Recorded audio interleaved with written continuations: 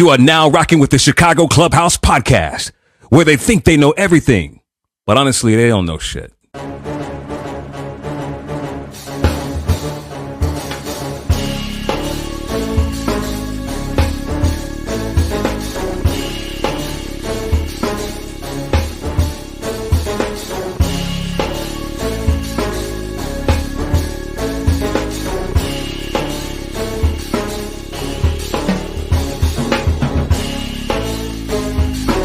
These summer league games and they tell you about these new up and coming coaches. I think we should get rid of every motherfucking owner in Chicago. Enzo and Caruso, both when they are on the court, are like your defensive generals. But they need to get that strong safety who's not scared to hit somebody.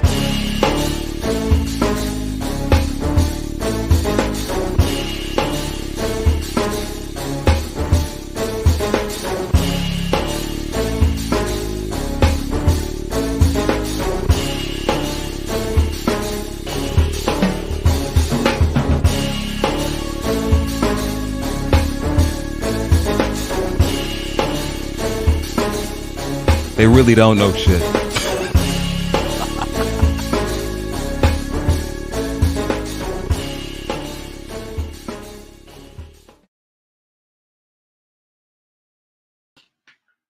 We back, baby. Welcome to the podcast where we think we know everything, but we really don't know shit. But we are back and we are brand new. We ready to kick off the season. And I'm not even going to waste a lot of time because we have a guest today who is like the epitome of cool. I wanted to play a reel, but I don't know if we have time. But like, I don't know if everybody understands the coolness that we are about to have in this room right now, and legendary from the 1985 Chicago Bears. But before we get to him, let me bring in my all-star team, the man who knows every single stat from every single team since the 80s and 90s, basketball and football. My man, JB. What up, T? What up with you? Man, hey, bear down. Bear down, man. Bear it ain't Taco Tuesday, it's Bear Tuesday. Man, we won Sunday. So absolutely. Is there a little bit of overreaction? I mean, that's just natural, but I mean, are we supposed to underreact if we had a loss? True, because we weren't gonna underreact. I think anything would have been justified. Okay, you got the more of the beer, you got the green can. All right. Yeah. Raise your standards. Let's bring in the next member. You might have the foulest mouth in the city. Ooh. Foul mouth C. What up, fellas? Foul mouth. What up, boy? Man, I'm good. Hey, Bears won, Michigan won. I'm a happy camper. Yeah, man. We all are happy. We all are happy that the Bears won. Yeah, Justin Fields did not look bad at all, despite what haters might say, like Mike Martz. Fuck Mike Martz. Yeah. He was garbage over here. Yeah, they think we said that we don't know shit. They really don't know shit. They don't know in hell that you can sit up there and judge those two quarterbacks off of that fucking monsoon that they played in. Right. Tom Brady and Aaron Rodgers could have played in that shit and looked fucked up. So, or Aaron Rodgers could have played in a nice, 75-degree sunny day and still look messed up like he did. We'll talk about that little bitch later. Let's bring in our he's not a rookie anymore. Our man that has that hawk talk, Frank the Tank. Frank. Yeah, we won't talk about that four-eyed fucking penguin Mike Martz right now, man. Yeah, fuck that dude. I've never talking about somebody who's gonna cry his way out of Chicago because he's hated here. Shout out my guy Ron that did the intro. Ron, that shit was phenomenal, man. Love it, man. Love it. Thanks, man. We're not gonna waste no time bringing our legend in here, man, because he has a schedule. He got shit to do. Yes, so we're gonna holler at him real quick. My man, Silky D.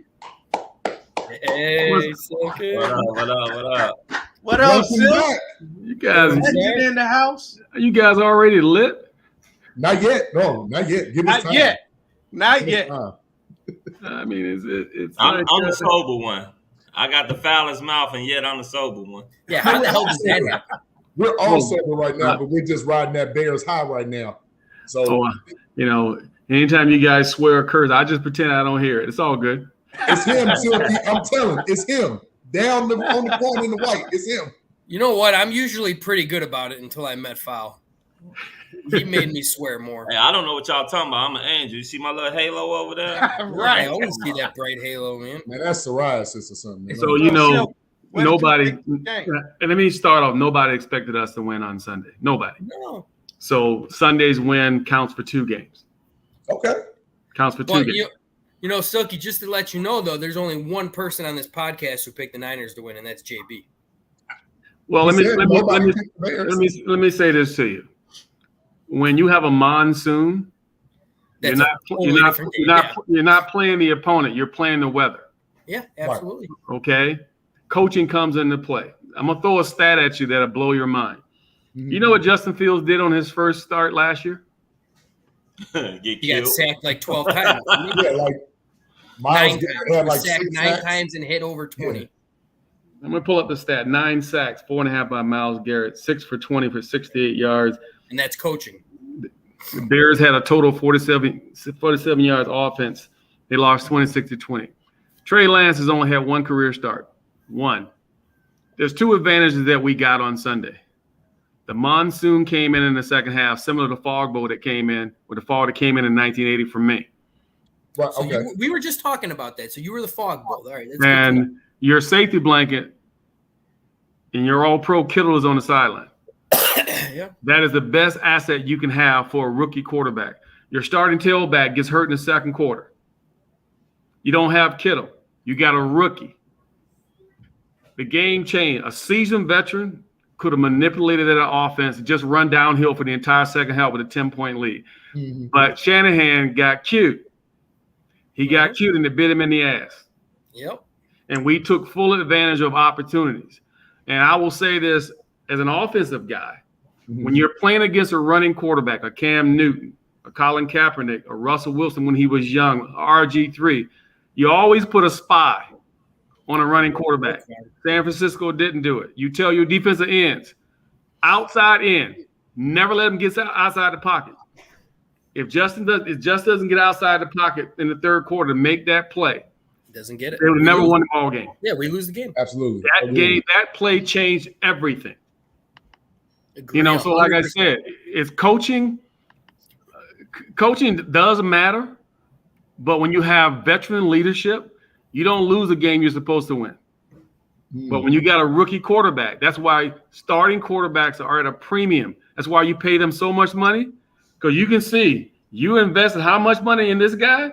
He ain't gonna take you nowhere. Right. Yeah. So we got a break. We got him early.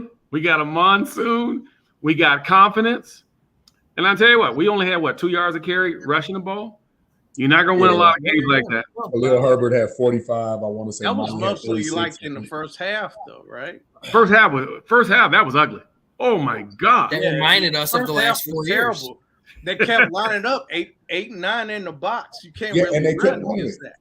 Well, the thing about it, you got the best left tackle in football in Trent Williams. Trent Williams, yes. You mean to tell me that you're not going to run behind him the entire second half? Yeah, right. They never even ran by him. That's my point. Tosses and sweeps outside. Everything is coaching. So Silky, let me ask you this: do you feel that just from the coaching standpoint, do you feel that the adjustments were more suited for us to win a game on Getsy's side, or was it more, like you said before, Kyle Shanahan getting too cute? I'm not even calling him cute. I just think he was cocky. He was cocky, and more importantly is when you are in a situation like that with a lead, okay? With a lead, you got the opening drive coming out of the locker room in the third quarter. You just run the ball. You don't make mental mistake. What did they have, 11 penalties in the second half? Yes. They beat themselves, and we capitalized. And for a young team that was 6-11 last year, every win that we can get is confidence for a lot of young players on this team. especially getting ready to go up in the Lambeau. Regardless of how bad they looked, it is still the mystique of being at Lambeau and Aaron Rodgers. Yes. So now you got a team, a defense that is excited to go. Because Aaron don't look like Aaron at Devontae. That was a bad game. I almost felt sorry for him. And the craziest thing is like, Devontae killed it in his first game in a while. But see, Aaron got his. See, he was thinking about himself, not about the team. Right. He deserves everything that he gets. I hope they lose 10 games this year. Hey, we about to see the true asshole he is because he's yes. We already saw it in the first half of that game, man. Yeah, like how he lost his mind right when Watson dropped that pass. Right away when Watson dropped that deep pass, he was about. He didn't for a rookie to do that. He didn't show. Come on, man, it's okay. Come on, he didn't show. To pick the teammate up. He didn't show that. He's not a good leader. No, he's a selfish prick, and he deserves everything he gets. Absolutely. That little Now, guys, let me ask you. You see how bad Soldier Field looked? But would it have looked worse if they didn't put that turf down? That's the question. Like, well, think about it. Soldier Field doesn't have a crown, so there's no drainage. Right. Yeah. So it turned into a swamp. It pools, right. It would not surprise me if the union for the National Football League, that represents the players, has a grievance against the Park District. Yeah, really? Would not surprise me. That field was almost unplayable. That's it. Yeah, that's just hazardous, man. People could have got hurt. But the craziest thing is the Bears players did say they loved it, but nobody would have loved it if you got hurt.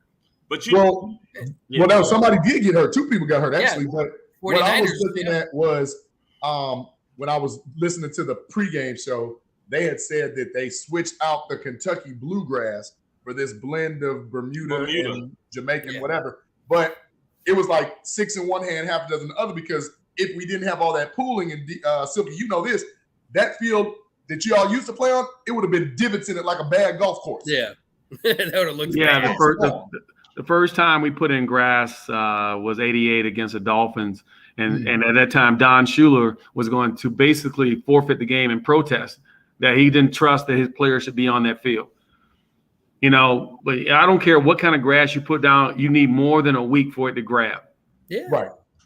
And, I think the Bears generate more revenue for any other tenant for the Park District. And this is how you treat them. They deserve to move sooner than later. Thank you. Exactly. Thank you. But was that just 15 minutes from my house, baby? Well, I want to ask you this too, so if you since we're on that when you used to play in Philly, that old vet stadium, the carpet, they used to say the same thing about that, right? So is that up to the team, or that's just up to the stadium, the owners of the stadium? Philadelphia, that wasn't no carpet. They had blocks that they would push together. You see the gap between the seams at Philadelphia Stadium, Veterans Stadium. It was one of the worst stadiums ever, as well as Minnesota. Most all the teams went to natural grass, going back to the Hall of Fame game about a decade ago, when the league forfeited the game because they wouldn't allow either team to be on that field. Because they had a concert the night before and they screwed up the field. Yeah, wow. They do that all the time still now. Yes. Screwing up the field. And they can give 2 shits. Now they show that they are acting like they care when the Bears bought Arlington Heights. But that also showed that coach cared, because so many other times we've heard change the grass. And we've just never done it. I don't know, but in my opinion, wouldn't it cost less just to get it done right one time than to keep repairing it over and over and over? Well, you know how cheap the Bears are. Amen. Are you surprised? They don't want to pay how much money they make and how cheap they are. Is it really up to them, or is it up to the Park District? Yeah, that's what I was going to say. That is more Chicago. It's more like that's the Park District. The Bears don't own shit. They just get a little bit of money off of it. Well, I would think the Park District would say, if you want to pay for it, go ahead. If you the Jumbotron at Soldier Field. Yes. If you removed it, how many seats would that be? At least 10 to 15,000. You take out the Jumbotron, then we will be compliant with the league in order to be able to have a Super Bowl in terms of seating. Think about that. Wow. Yeah. We were 5,500 seats below consideration to have a Super Bowl as a charter franchise in our own city. You take out the Jumbotron, we would meet compliance. That's crazy. That's a design. That's flaw. really crazy. Yeah. Well, I mean, you designed that Chicago, stupid ass baby. spaceship as it is. So Hey, Chicago, corrupt as they come, goddamn. That's why the Bears had to go out there to Arlington. Because the politicians, they're not going to allow the Bears to build nothing there. No. They're not going to allow them to make money in Chicago when they sit up there and they can't get their cut. Now, let me ask you guys. What they beat, we know that, but at the same time, now, Frank. Go ahead, am I the only one who, if you fly over Soldier Field, you don't see a spaceship? It looks to me like a giant butthole. It looks absolutely nothing like a damn spaceship. Right. Sorry, I didn't swear. Well, when you look at what it was, it used to be a historical landmark. Yeah. Yes. And when they sold the naming rights to a corporation, we lost the tax break, which is incredible, and the mystique that we have, similar like the Ivy at Wrigley. You don't change that. Yeah, I agree. Frank, you're talking about Arlington Heights. If you look at the infrastructure around Arlington Heights, I mean, you're talking about 5 years at least just on infrastructure. Yeah. I mean, you're a quarter of a mile away from Woodfield Mall. Yeah. 55 Des Inn at Lake Cook Road. Everybody coming off 90 or coming in from 290 to get off on 90 to go to Rockford. They have more accidents in that space than anything on 90. Just that area right there. That shit gonna be crazy. Yes. That's unbelievable. Well, I read too, just the other day, I read that the residents of Arlington Heights didn't want to pay for the outside infrastructure through their tax dollars. So now it's a possibility that they might be putting things on hold. Well, they're going to be put on hold anyway. Even in the Bears press conference and that little meeting at some high school, whatever they had that, everything they said if. They made sure they didn't lock themselves into anything. They know for a fact construction on those expressways are going to be necessary for the move to happen. Yeah. They might have to build some damn railroads through there too. Oh shit. That'd be smart if they did it because there's a metro station not too far from there. Oh please, long as we don't have to go back down to Champaign, we're okay. Yeah, that was a nightmare. That was a disaster. Yeah, I didn't understand that. Why didn't they just go to like Northwestern or something like that? Why the hell did they have to? You know how small Northwestern is? Yeah, I guess. That stadium probably got what 35,000 if that. Oh my goodness! I mean, U of I wasn't that much. They probably have to pay more money if they went to Northwestern. Yeah, maybe. So I will say this: Justin got a tremendous lift Sunday. Yeah, that's going to carry us as we move forward. I was a little disappointed with all the hype on Mooney and Komet. 1 catch for 8 yards between them. Are you kidding me? Yeah. And you calling yourself a number one? No. I'm actually glad you just brought that up since you're a wide receiver too. Like that type of game, is it easier for wide receivers to catch the ball or harder? You know how heavy a ball is when it's soaking wet? That's what I'm saying. There's a lot of people out there that say that it's kind of easier now because of the gloves that they use. It's like freaking once those gloves get wet, I'm about to say let me tell you something. That football that they actually use, that is not the shit that you go buy in the store. No, there's no grip. When they use absorb. No, hey, Chris, that's that $100 one we play with. Yeah, that shit ain't your $35, $25 football. Right. That shit is flips all over the place. So that's where they wear them damn gloves. And then on top of it, did you see the one play? Like, first of all, let me take a second to commend the Bears and the 49ers for one, playing in that shit. For two, in that type of weather, I would expect at least 6 turnovers. They only did 3. True. They only one did of them was 3. forced. Yeah. And then when Trey Lance, it came down so bad that when they actually hiked the ball to him from shotgun, the kid dropped it. He said he couldn't see it. Yeah, exactly. Shit, I was having brunch, and I said, "God damn, they playing in that shit? They ain't throwing nothing around." Well, as a receiver, when tremendously bad weather like that, you have the advantage because you're running forward. So when we always practice double moves against defensive backs in bad weather, based on the reaction, and if they fall, it's an easy point. I mean, it's just how it is. It's very difficult to catch. I was surprised San Francisco didn't go double tight end and run downhill the entire second half. I wouldn't have thrown one pass. Yeah. I mean, because if you even looked at the game, when they kept replaying and you seeing the Bears receivers going vertical, the DBs right there with him. There was hardly any separation. That's why I give kudos to Justin to doing whatever you gotta think about it. Nobody was running 100%. Would there be Dennis in that kind of condition? I don't think anybody would be running 100%. Yeah, and that's why I kind of that's how I kind of look at Mooney and Komet's game on that one. Is like I'm not gonna say that like I'm done with you guys after looking at a game like that. Yeah, but that's why Silky said the double moves, because then it's not straight line speed. Agreed. Everything's in bad weather. Everything's about deception. Mm-hmm. But you got to also know what your strengths are. And when you've lost a security blanket for your quarterback who's a rookie, who's only having his second start, you don't put him in a situation where he has to think. You got the best tackle in football. You got Debo, who just got his money. I'd have lined up Debo in the backfield most of the second half. I'd have been running motion towards Trent Williams almost on every play and make you stop it.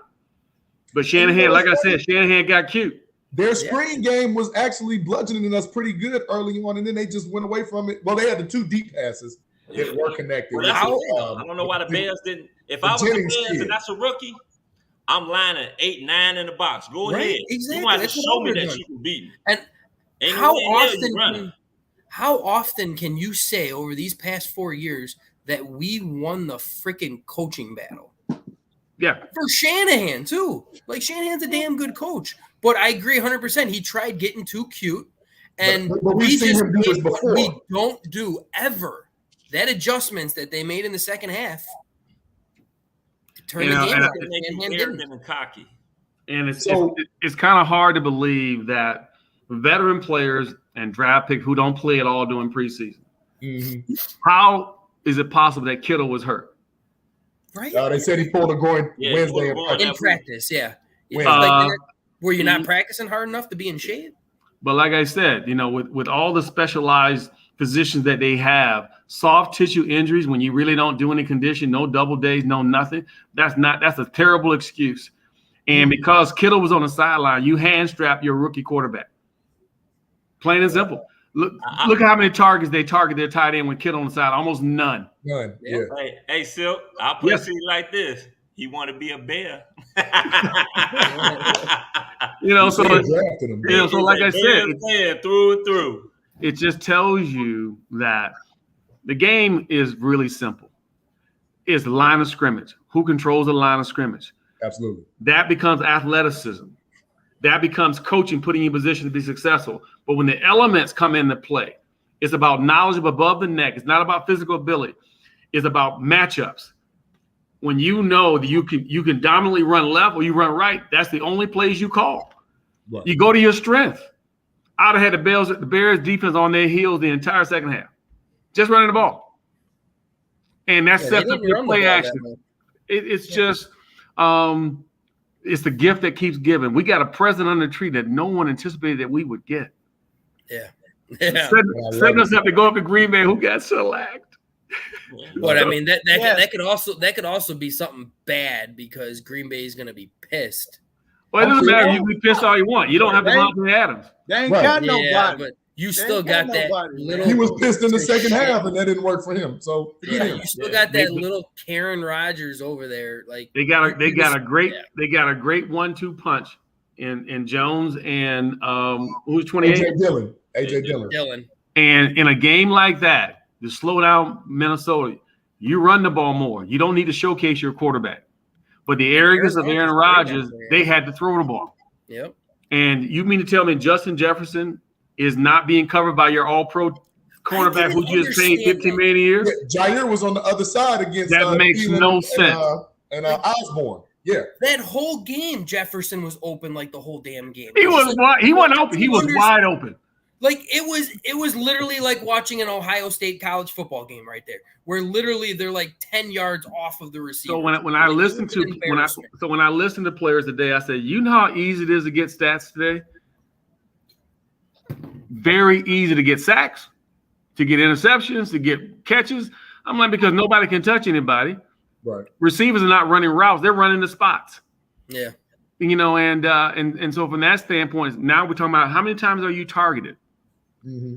But if I'm the best receiver on my team, your best cornerback is going to follow. He's going to shadow me all day, no matter where I line up. I was really shocked. We don't switch sides. I'm on your left cornerback, or I'm on your right. But you call yourself a shutdown corner. Right. Come on now. I'm gonna shut down whoever come on my side. Based off what you said a few minutes ago, that San Francisco should have been doing, running the ball down the Bears' throat. Green Bay is more in a position to do that since they have that 1-2 punch, like you just said, right? Their line is They're gonna have some guys that might be out. Yeah, their line is not. They got about probably two tackles. Both of their tackles are ruled questionable now. Yes. And I wanted to ask you that soon because I know you got to go in a minute. How did you like our Bears line as far as protecting? Because especially in these elements, I'm looking like I love what I saw between Borum and Jenkins, even though they did put Lucas Patrick in there for a few plays. But I'm really impressed with Braxton Jones. He gave up 1 sack against Joey Bosa. He had a rough first quarter, but after that, like he settled down and he really got into his own. And I'm like, but I will tell you, when you a premier pass rusher. When you're running and when you're trying to push off on puddles of water, you got no traction. That's why Joey Bosa was ineffective in the second half, no footing. And I will say this: the line held up, but more importantly, no penalties. No penalties. Yeah, that was impressive. That was my. I was nervous about that, to be honest with you, because when they got in the box and on one side, you saw it literally was Bosa and Warner doing that double stunt switch thing, and he stood his ground. I was impressed. Yeah. And like I said, it's when you can neutralize their atom bomb and Bosa, they're an average defense. Yeah, agreed. 100%. You know, and everything in this game is about pressure. When you look at, let's go back to another night, Rams losing. When Aaron Donald can't get pressure, Jalen Ramsey looks like a rookie. Yes, he got toasted. He looked and I'm like, bad. that's humility. He looked really bad. Yeah. And I'm glad you brought that up. Like, literally, talking all that shit then. You went through 4 years of always being that team with like 10 penalties a game. And in that weather, in those conditions against that defense, you had 1 penalty for 5 yards. And you know what? I gotta give some kudos to our QB, man. He may be from Ohio State, and I can't stand them some bitches. But that's because you're blue and yeah. But the kid, he constantly keeps improving. Like they said up there, he tries not to make the same mistake twice, and that's one thing that I love about him. I love his moxie. He showed a lot of plays. Let's be honest. Shit, in years past, that 10-0 lead and the way they played in that first half, shit, it would have been an onslaught. We would have been down 20-0. But you would expect a veteran team to have embarrassed and buried us with a 10-0 lead in that weather in the second half. And the way you were moving the ball that first half, That's like I said, they made a mental error by not going to their strengths and allowing the Bears to hang around. You know, if you hang around long enough, I might as well go ahead and take my shoes off. I can stay a while. Yeah. You know, but the funniest play, now you tell me, you bring a towel out to pat the field down and keep the field going. He didn't know any better. Like, they got some shit in the rule book for that? Hey, I never saw that either. No idea. I'm going to be honest with you. I've never heard of that before. Because you've never heard it. You never heard it. We've never seen it. Yeah. Okay. That's the thing. We've never seen it. Cairo Santos took full blame for that. Cairo Santos took full blame for that. He was like, I didn't know that was a rule. I asked my literally the coaches didn't know either because they didn't know that. Nobody heard of that. Nobody knew that. But what did they call it? Unsportsmanlike conduct. Yeah, because it was like, isn't it like using a prop or something like that? Yeah. Yes. Pretty much. Yeah. It's unsportsmanlike conduct by a towel. That's like having a 12th man. And that didn't sound right. They might as well came out there with some brownie paper towels and shit. You know, but that play will be legendary for this year. It will be. In spite of that, we still found a way to get it done. and then knocked us out of field goal range. Exactly. And that was just like, damn, that had to happen. Yeah. And if you look at it, though, because the extra point that he made right before that, he almost wiped out. So that's probably why he said, let me bring a towel. Well, remember, he missed 2 others. So, well, the first one he made, and then the towel happened, and then he missed the next 2. so he's like. And both for the next 2, too. He couldn't just find his footing when he was pushing off because he just couldn't grip the ground and was slipping. And the one thing, before I let you guys go, the one thing that bothered me is Montgomery didn't have rhythm with this offense. No, he didn't play it all in preseason. Played more preseason than that. Herbert always looks pretty good, but they've got to find a way to marry those two in the backfield. Yeah, but I think that could be a very great 1-2 punch. It just seemed like the blocking was better for Herbert than it was for Monty. Yeah. It's Well, there was a play there, third quarter. It was 3rd and 4, and San Francisco's linebacker dropped into coverage, and Herbert ran a draw play. I'm like, why would you drop into coverage on 3rd and 4 in this weather?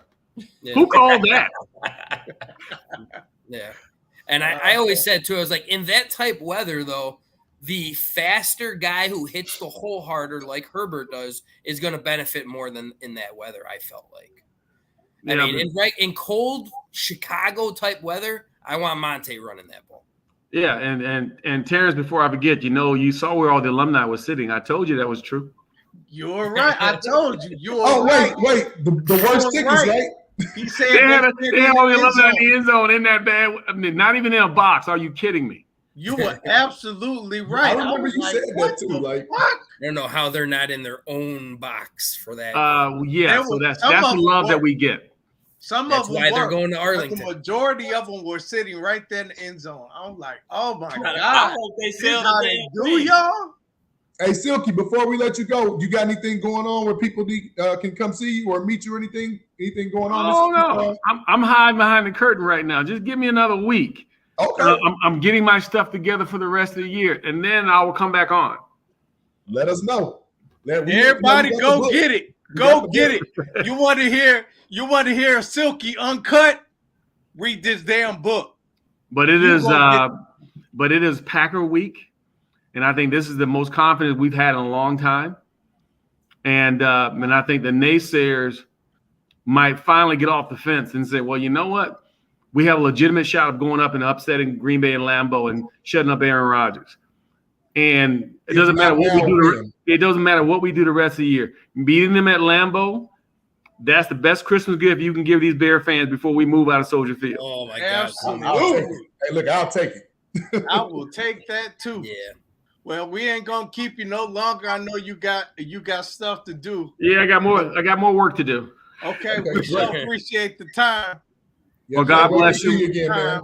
My brothers, and I appreciate it. And I'll be back on soon. All right. Thanks for having us. Peace out. Sir. Yep. Later. Yeah. Man, Dennis is always awesome, man. I always love talking to Dennis, man. He's great, Always. but I have made this for him. I wanted him to see it before he left.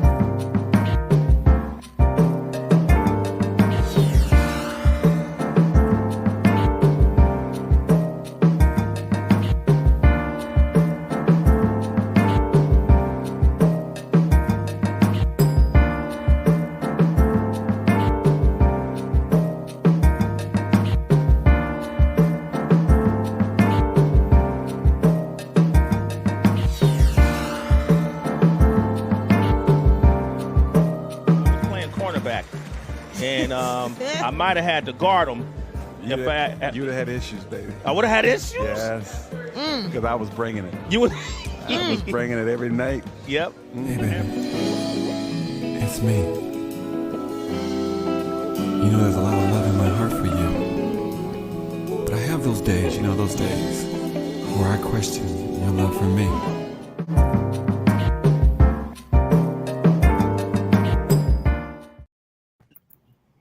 That was deep. That was dope, T. Yeah, that was dope. You and that damn music, though. God. Yeah. That's the amount of cool we had in here. He was on Sway in the morning. You know how cool you have to be on Sway in the morning? But I know my foul mouth ass ain't gonna be on it. And then he had the little sweetheart song where he did the little interlude. Yeah, girl. Yeah, girl. I just question your love for me. Right. So here's the thing, and a lot of people don't realize Dennis McKinnon was a complete receiver back then. He had the full complement of the route tree. He would block, because remember what Dicker said, he would block his ass off. Yep. The crackback, remember he was talking about the crackback. Yep. And as you saw, special teams. Hey, Dennis, go take one back for me. Like, no problem. No problem. I got you, coach. Whatever I gotta do to make us win. Yep. That brother. And I told you, I'll never forget the game when Jim McMahon wasn't supposed to play against the Vikings and he came back. And one play that Willie Gault, everybody talk about. The next 2 touchdowns went to Dennis McKinnon. Yep. The Giants game in the playoffs, 84-5. Dennis McKinnon was the one that showed his ass in that game. Like, we love Willie Gault too. But come on, man. Give Dennis McKinnon his props, man. See, one thing that you said, and I totally agree. He won the one-trick pony. Usually a kickoff return or a punt return, they're one-trick pony. And not dissing them, not dissing one-trick ponies, because we all know one returner who is a one-trick pony. We won't say any names or anything. We do? Yeah, we do. Daz Newsome is gone, though. Name him. We absolutely do. Daz Newsome is gone, though. He's not a one-trick pony. He is. He was never even a pony. So anyway, my point is, it was like a one-trick donkey. My point is that Dennis did more than just receive, but Dennis also ran back kicks. Yeah, that's what we said. He was a complete receiver and could probably throw if they asked him to. So, as you saw, Dennis was definitely. Dennis wasn't slow. Dennis had about a 4.4 on a good day. Yep, he was a complete player. So I want to revisit that top 10 list that we made. I wanted to revisit it tonight, but evidently we're not going to be able to do that, at least not with Dennis. I don't know. We can wait till he comes back, because I think I definitely want him to chime in, because wait till he comes back. The last time we put that list together, it was not complete. It was the people that we thought we needed to rank. It's not official yet, so we definitely can revisit that, especially now that we see, and this is where I'm gonna pat myself on the back.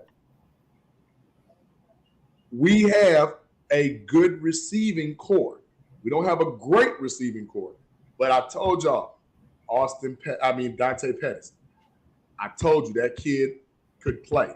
That kid could ball. And as you see, he has rapport with Justin Fields. And Poles was smart enough to keep that guy on the team. Now, hey, Tajay Sharp is hurt. We can't do nothing about that. Isaiah Coulter, I thought, should have made the team. He didn't. But right now, that ball he threw to Pringle, Pettis would have caught that. No. He's faster. No. He's faster. No. I don't think he's faster than. I don't know if he's faster than Pringle. I agree with you as far as I like Pettis, but watch this. I mean, like I said, I gotta see Mo. That him being wide open shit. That's what I was gonna say. I'm talking about the preseason. One of us could have took that back. I'm not even talking about that. I'm talking about the preseason. Daz Newsome might have caught that ball. The preseason, the rapport that he had with Justin. When you have that type of hookup, you cannot let that guy go. I don't agree care how much you pay. But you wanted Isaiah Coulter over him. No, I want an Isaiah Coates over N'Keal Harry. Let's talk about that's who I don't want. Let's talk about why this. you haven't even seen him play. While we're waiting for Peggy, why don't we all talk about this?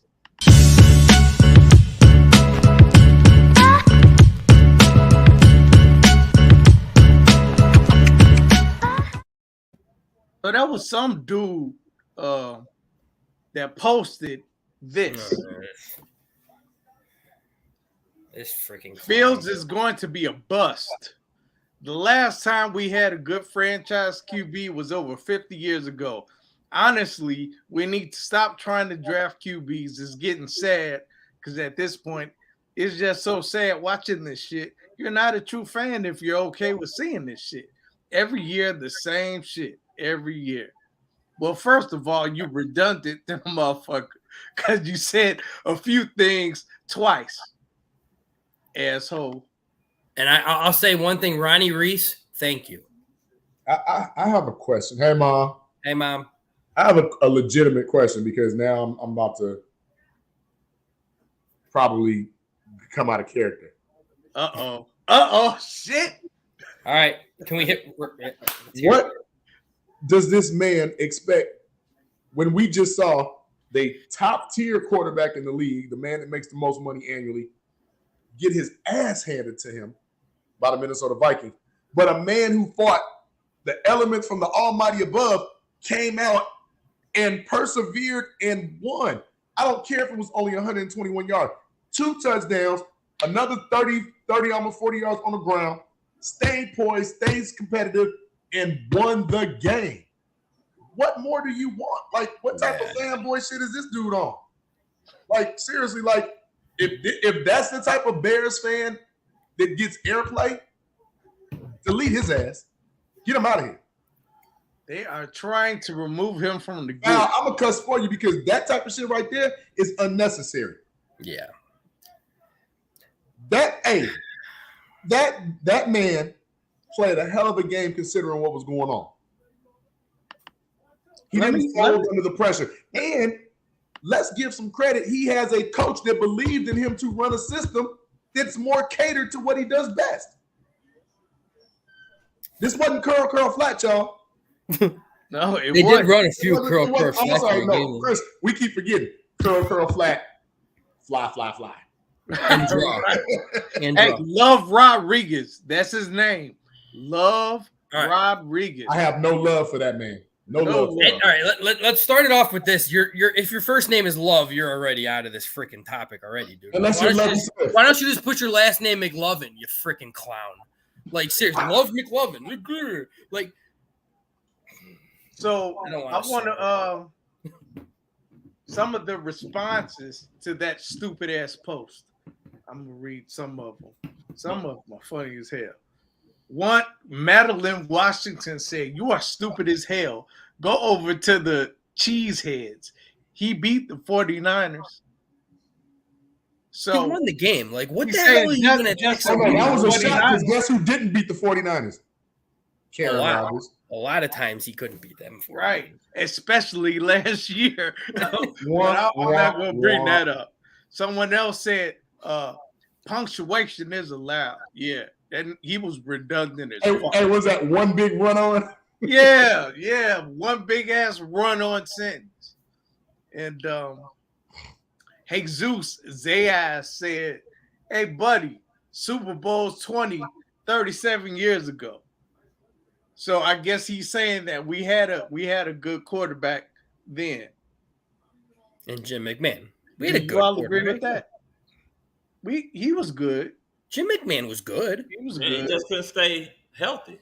So let me be real clear, and I wish Silky was on for this. You can talk all that Bobby Douglas and all that crap you want. Jim McMahon, in recent modern history, is the best quarterback the Bears have had. I'm not talking about number-wise. I'm talking about getting it done. When he was healthy, I'll agree with that. We were a problem. And only slightly, if he hadn't got hurt that second year, I really think we would have came back. Remember, I keep forgetting the dude's name. he like picked them up way after the play. Yeah, like, fuck up on Green Bay. Matter of fact, Yeah, to be honest with you, one of the I dirtiest wouldn't mind if history, one of the Bears do that shit tomorrow. I mean, Sunday night. Pick his ass Mario up. Edwards would have done it, but we let him go. But suicide mission. Yeah, shit. Pick his ass up and slam him. Fuck it. But seriously, like I'm gonna be a realist because, and I'm not saying anything because it's football any given Sunday, but Aaron Rodgers right now is looking like the boy that cried wolf. And what I mean by that is he gave us all this, and he's got what? One Super Bowl in like 17 years. I get into arguments with Packer fans all the time. Like you guys can say we've never had a quarterback. You could attack us on that all the time. You have had 30 plus years of two of the greatest quarterbacks ever in Brett Favre and Aaron Rodgers. Two Hall of Famers. You got 2 rings. You got 2 rings. 3 That to me is an embarrassment. We've got not only that, how many times have you guys been favored to either be in the Super Bowl? Oh, like always, almost every year. Half of Brett Favre's career and half of Aaron Rodgers' career. So, yeah. And the thing that I like to do is I like to, poke the bear a little bit, kick them when they're down. The thing that you love, Of course you do. Of course, the thing that you love is your beloved Brett Favre. Once he left, remember Brett Favre didn't want to teach Aaron Rodgers. He didn't care about Aaron Rodgers at all. He went to the Vikings and came back and beat Green Bay. Beat the shit out of them. Well, we all don't know what the fuck we're talking about. No, but we have an expert who does know what she's talking about, and she's a pioneer, and she blazed paths for a lot of women in sports now. So let's bring her in because she knows what she's talking about, and we could just shut the up. Shut the front door. This is Peggy Kusinski. God damn it, give it up. Hey guys. Woo, woo, woo, woo. Hey now. What's up, Miss K? Hey, you don't have to not curse around me. I've been in locker rooms my entire life, and I have 7 brothers. I mean, I'm probably the worst of everybody. Woo, shit. Get that out of the way. I think we just all try really hard to make sure that I can watch this on YouTube at work. I don't. But 5 minutes into this show, it never happens. Well, Frank, 3 of us do. 3 of us do. Very true. Now you know how Very I feel when we're doing the shows on Saturdays at ESPN Radio. I have to catch myself all the time because I have such. Trust me, I get it. Well, Peggy, you'll be good here. You're a true diehard love in Chicago. Well, we don't have a dump button, so this is definitely the podcast where you can say anything the fuck you want. Oh Lord! Right on. No more work. No more work. Gratuitous swear Right. word. So, Miss K, what did you think of the game the other day? I gotta tell you, I was very impressed because that first half was so bad that I started thinking, here we go. Everything that we thought was Matt Nagy's fault last year is going to come to fruition, and he's not even around to blame anymore. I thought they made some really, really good adjustments. I thought that Luke Getsy made some really gutsy, good offensive calls in the second half. I like the fact that they had Justin start moving in the pocket and start using his feet more. Listen, the weather, I was praying to the rain gods on Saturday to let it pour because we know that the Bears are not as talented as the 49ers. We know that. So we needed an equalizer, and the equalizer came, and both sides had to deal with it.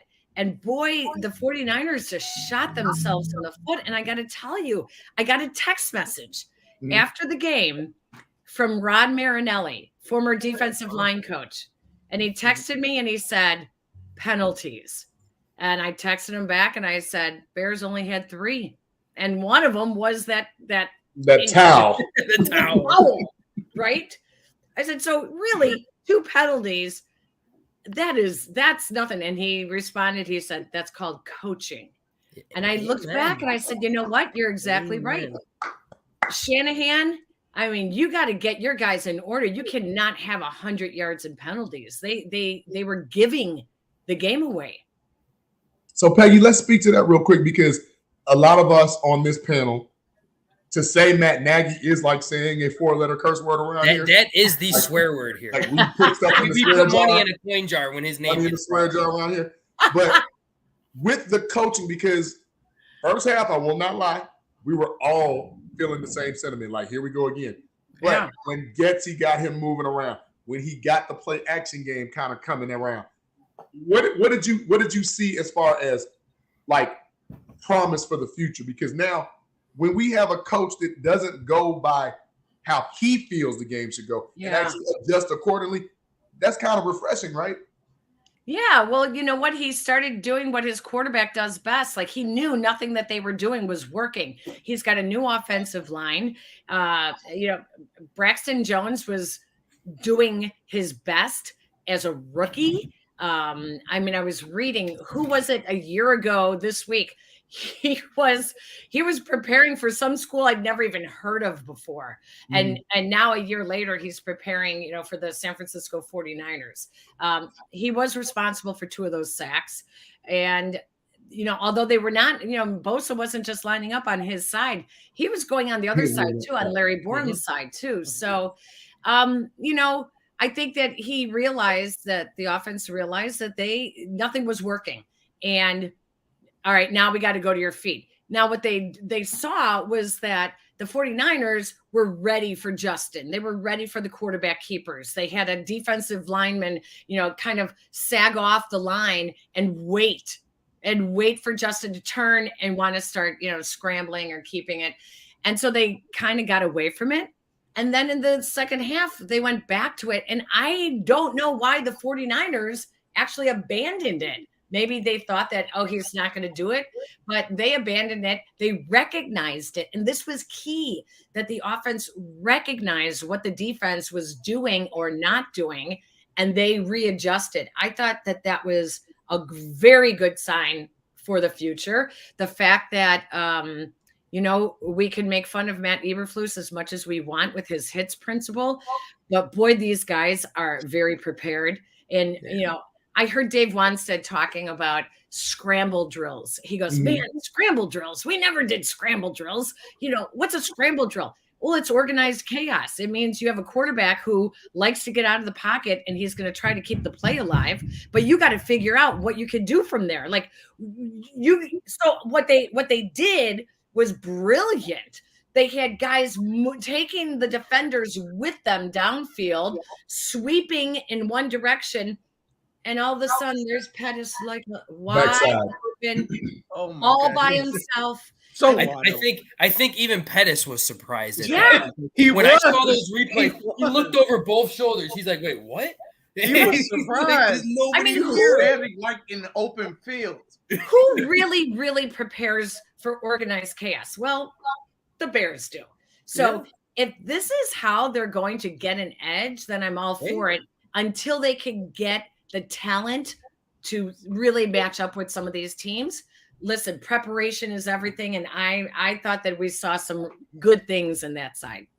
Absolutely. Because predictability was our death knell last year. Like the last 2 years, really. Like we were calling plays before they even got out the huddle. It's unbelievable. We knew it was coming. And we're couch potatoes. We know nothing. And we knew it was coming. Yeah. Yeah. I thought that the defense showed some good things, obviously with the takeaways, obviously that's good.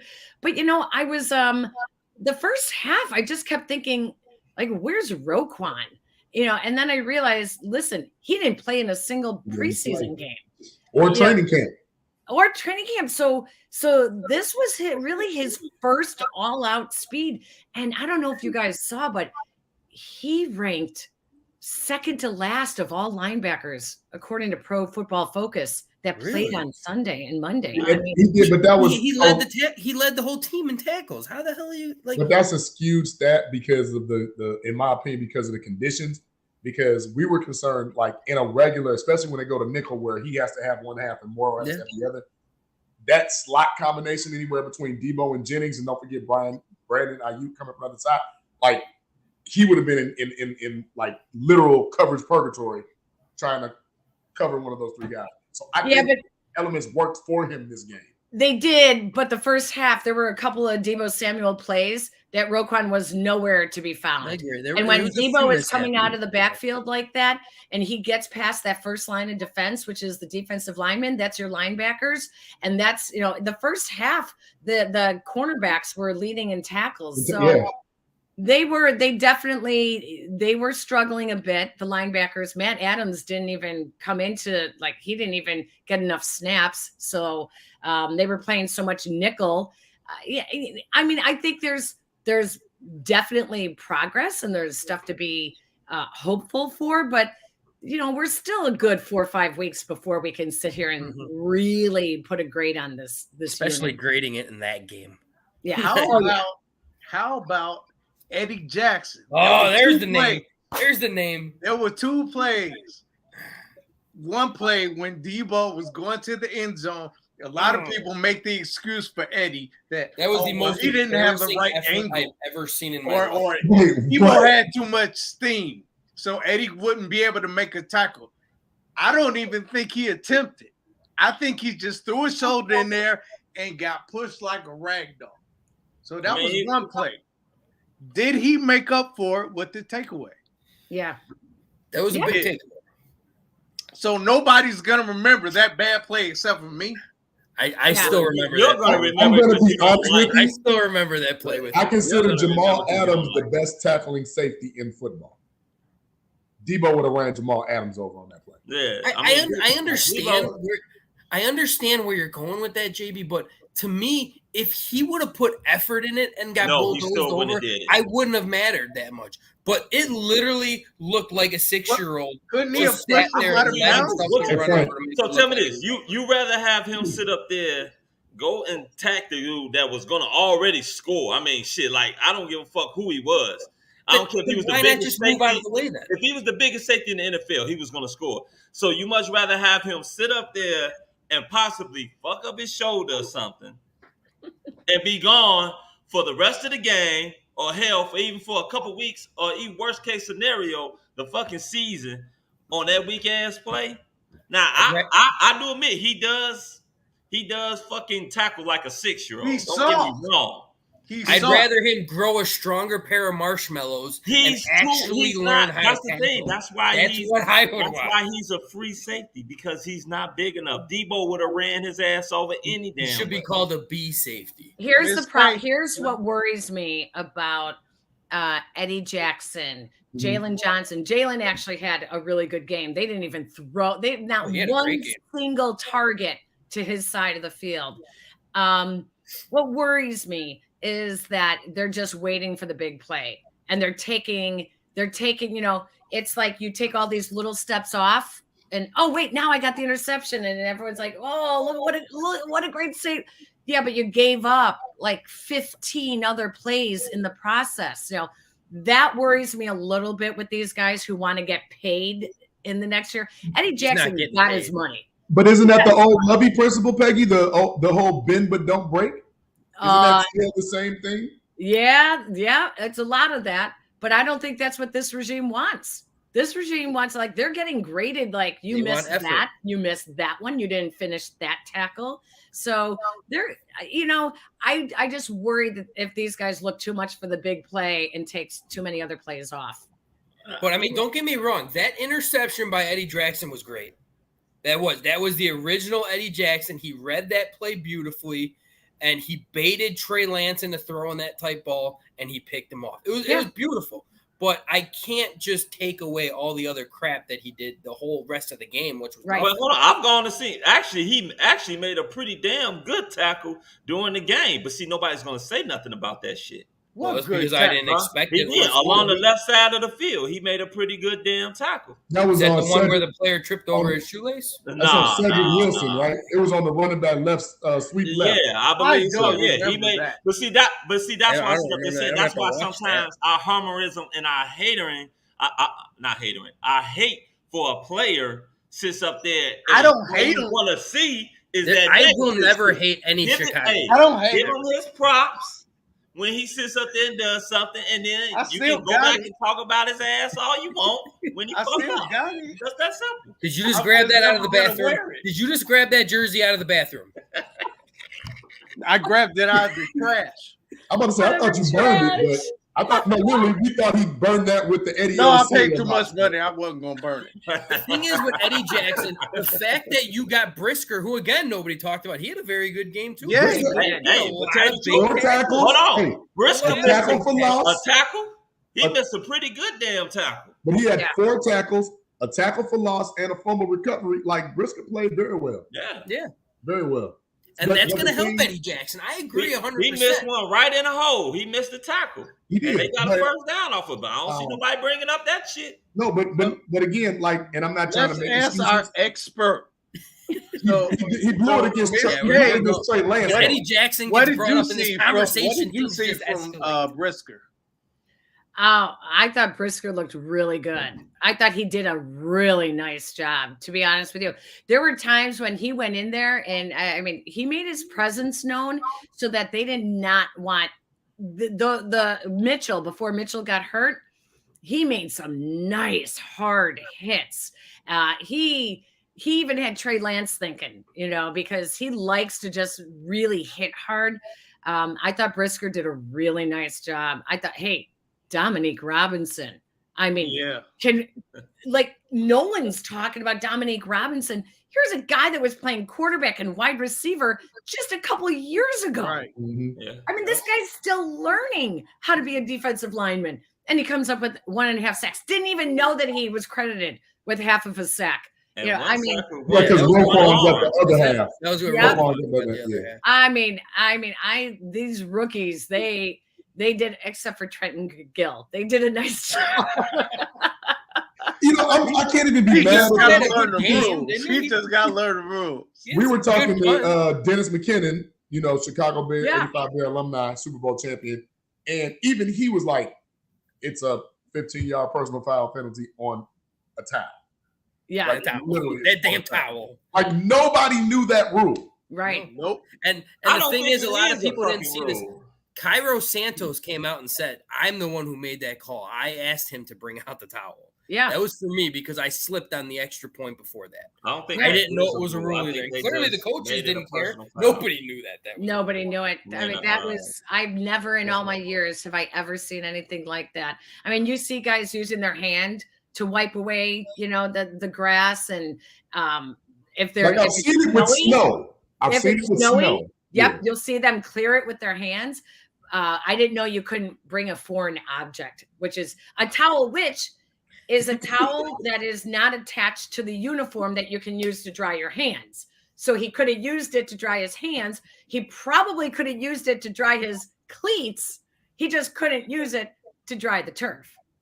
I just love how they always keep saying foreign object to it. Sounds like it's like Right. old school wrestling when you're bringing out a freaking steel chair. Yeah.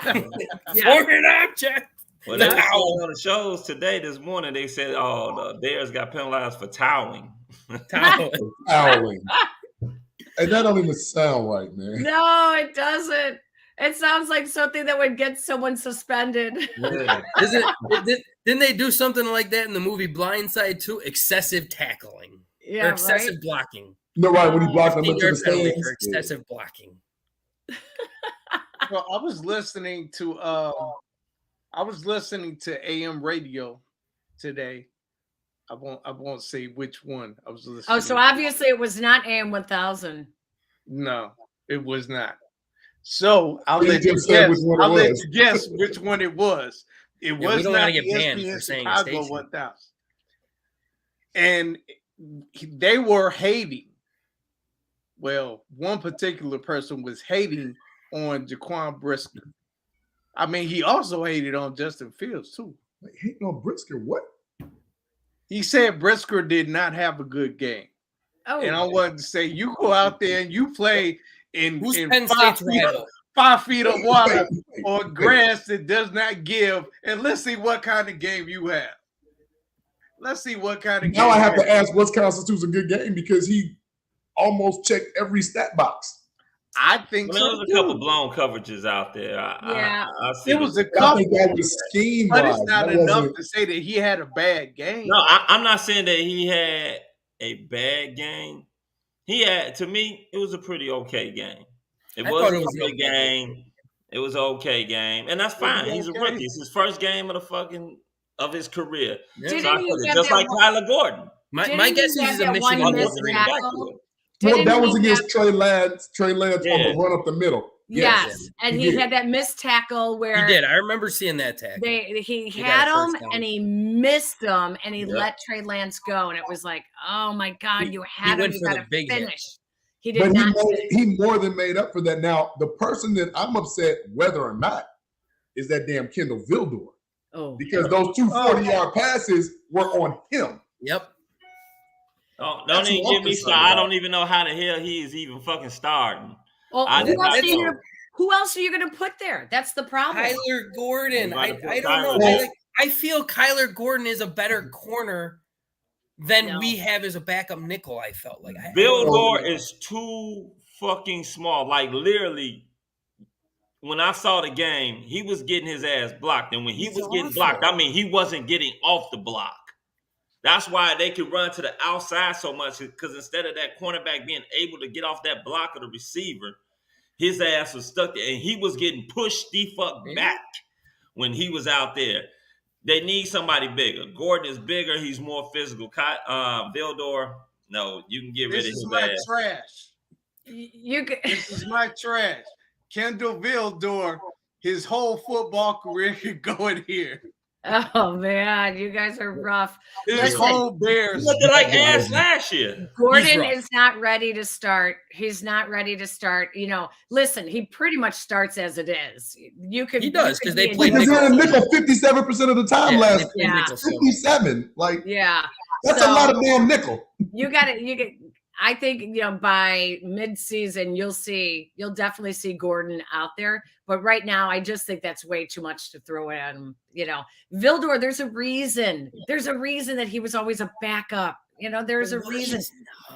I know, but they don't have anyone. They don't have anyone else. But let me ask you this, because now if we're doing any type of next man up philosophy, you just let Thomas Graham get picked up off the practice squad. I was not happy with the Thomas Graham.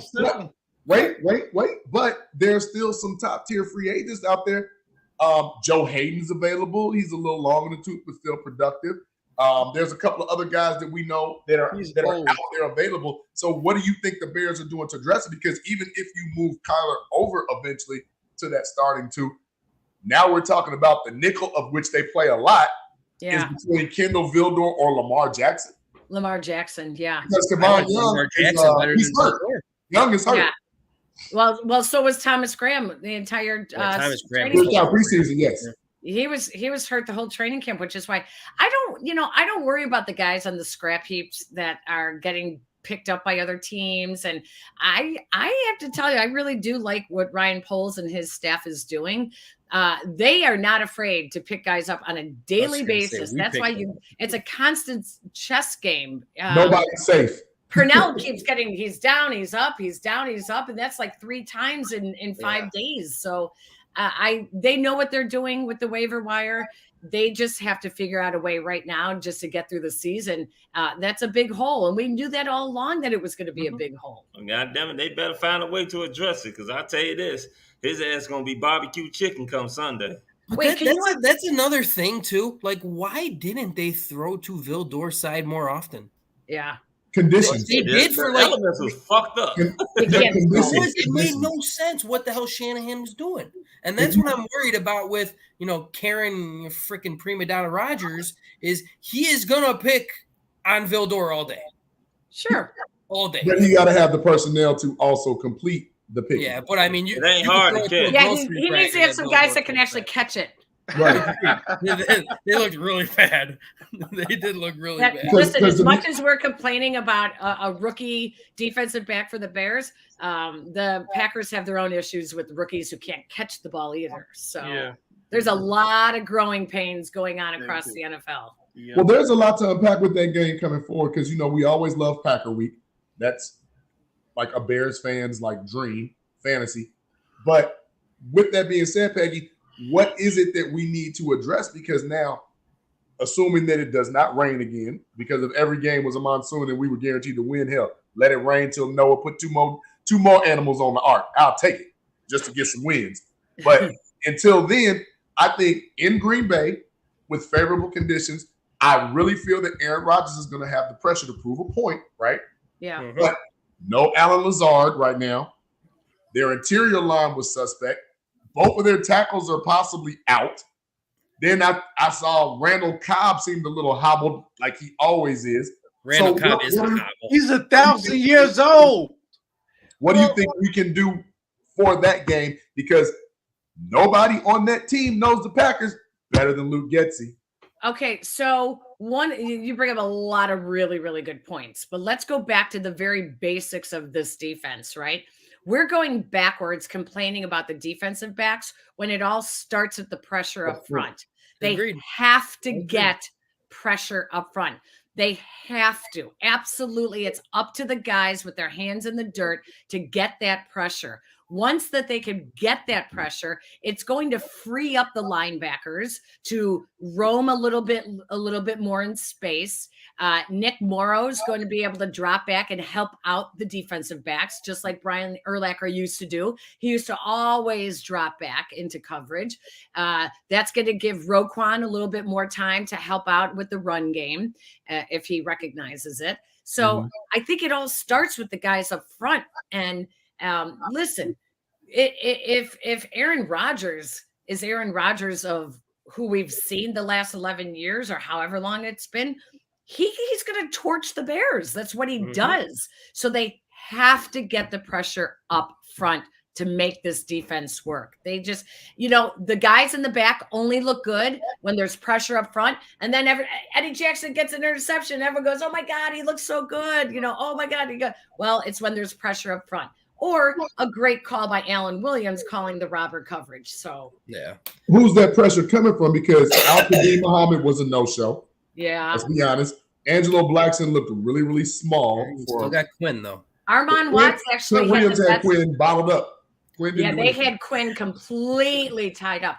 Armand Watts. You saw it. They doubled him a lot. Yes. Jusic was they doubled him every time when he was in the game as fullback. Every time. If you look at it, he didn't give you the numbers. He didn't give you the sacks. But he still put the speed pressure to push people out of the way, and it was causing Trey Lance to step up inside the pocket, and he wasn't able to do anything after he did that. Yeah, he also ran for was right there waiting to see if he was going to. He also ran for like 46, 47 yards. Yeah, but that was first half mostly. Again, it was the adjustments they made in the second half. Washington. Watts had the best ratings of any of the starting defensive linemen. Justin Jones did not do great. He's got to get that pressure right up the middle.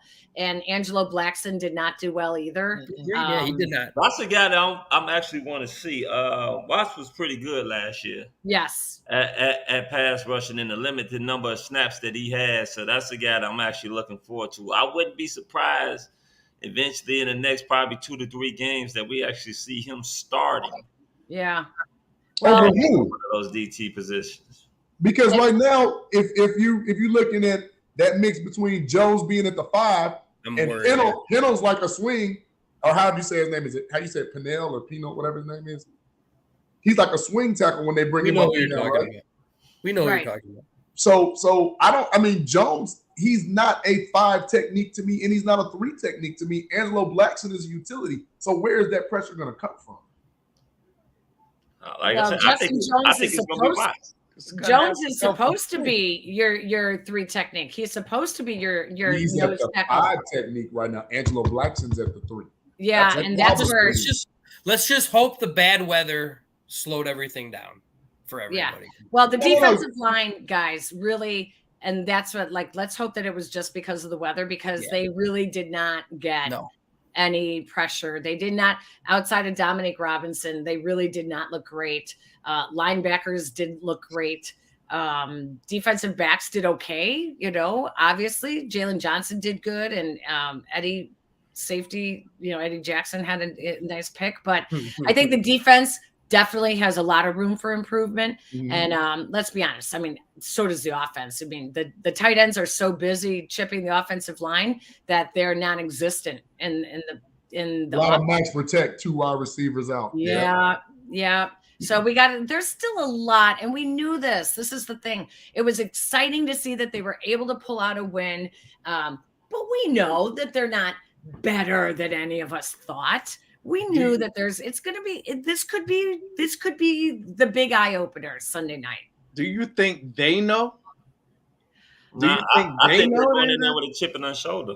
No, I think tomorrow when they go into their meetings and they get their assignments handed back to them with their grades on it. Oh yeah, they're going to know, because one of the things that Matt Eberflus is doing is they correct the mistakes from the week before at the beginning of Wednesday's practice. So when they spend those issues, I mean, they don't sugarcoat anything. They're like straight up honest with these guys. So yeah, I think they're going to know. They're going to know. They're all going to see where they rated. They're all looking up their numbers. They know. So just Peggy, off of curiosity, what would you give the grade offensively and defensively this week? Even though with the elements and everything that transpired, what grade would you give it? Wow. I want to give the offense a C, but because they pulled out a win, I guess you have to go B- because they figured out a way to do it. Mm-hmm. I think the defense was a C, to be honest with you. It was really kind of hard to be able to judge them with the elements and everything that happened. Yeah, but let's not forget they had 100 yards rushing too. Yeah. So there's a lot of room for improvement. They sneaked out with the win and, move on to the next game. And we're going to be talking about some other, shit and weaknesses that we didn't talk about last week. Mm-hmm. Mm-hmm. I mean, tell you the truth, I'll give them both a B-. Really? Yeah, I actually say this is the reason why I sit up there and say that. We got to remember, at the end of the day, the Bears beat these guys by 2 TDs. Yeah. 2 TDs. Granted that San Francisco had problems with the weather, but so did we. And they still beat them with 2 TDs. Because how many times in the past have we gone and seen where the Bears be down 10-0, offense looking like complete shit, and the other teams constantly sits up there and piles on, where the Bears don't even have a chance to get back in the game. Not only did they get back in the game, they took it over. And then not only that, when they sit up there, when EQ scored that touchdown, which had us put up by 3 because, of course, our kicker missed the extra point. That's the time when I was sitting up there thinking during the game, I said, shit, San Francisco, they going to somehow, some way, because it's just the Bears, they're going to come down, kick a field goal, score a touchdown, and go up, and we're going to fuck around and lose the game. Not only did they prevent them from doing that, but they also went down and scored again. Not a field goal, where we still put it up in jeopardy. They went down and scored a touchdown. Hey, you didn't grade the special teams, by the way. Shit. Do I have to? Wait a minute. So are you grading them on the outcome of the game and just kind of ignoring all the other little things that add up? It has to be, because that. I mean, the thing is not my grade at all. The thing is this. Because I want you for a teacher if that's how you're grading. I'm going to just show up for the test and not do anything. Don't get me wrong. Like those elements, those are some difficult elements to deal with. True. And I can't sit up there. That's just like I can't sit up there. So tell me this: if we were on the other side, what would we be giving San Francisco as far as the defense on their grades? D. I mean, even worse. Like B plus. Yeah, and that's what I'm sitting up there saying. And they basically lost by 2 TDs with us. You know what I'm saying? We sit up there, we messed around. Yes, we had a couple. They weren't playing smart. That's the NFL. Certain things, you're not going to have a perfect game. There's no such thing as a perfect game. But you're going to have some blown coverages. The defense held up well enough where they kept this team to 10 points. Let's remember, they scored 10 points. They had 0 after the 3 points after the first half. No, it was 10. It was 10-0 at halftime. I thought. Was it 10-0? But that defense cannot play like they played. No, I mean, but this is my thing. Do you really expect them to sit up there to play like that? Do you expect them to play like that next week? Do you expect them really not where the elements are so jacked up that you're really not going to really get a chance to really see what it is that they can do?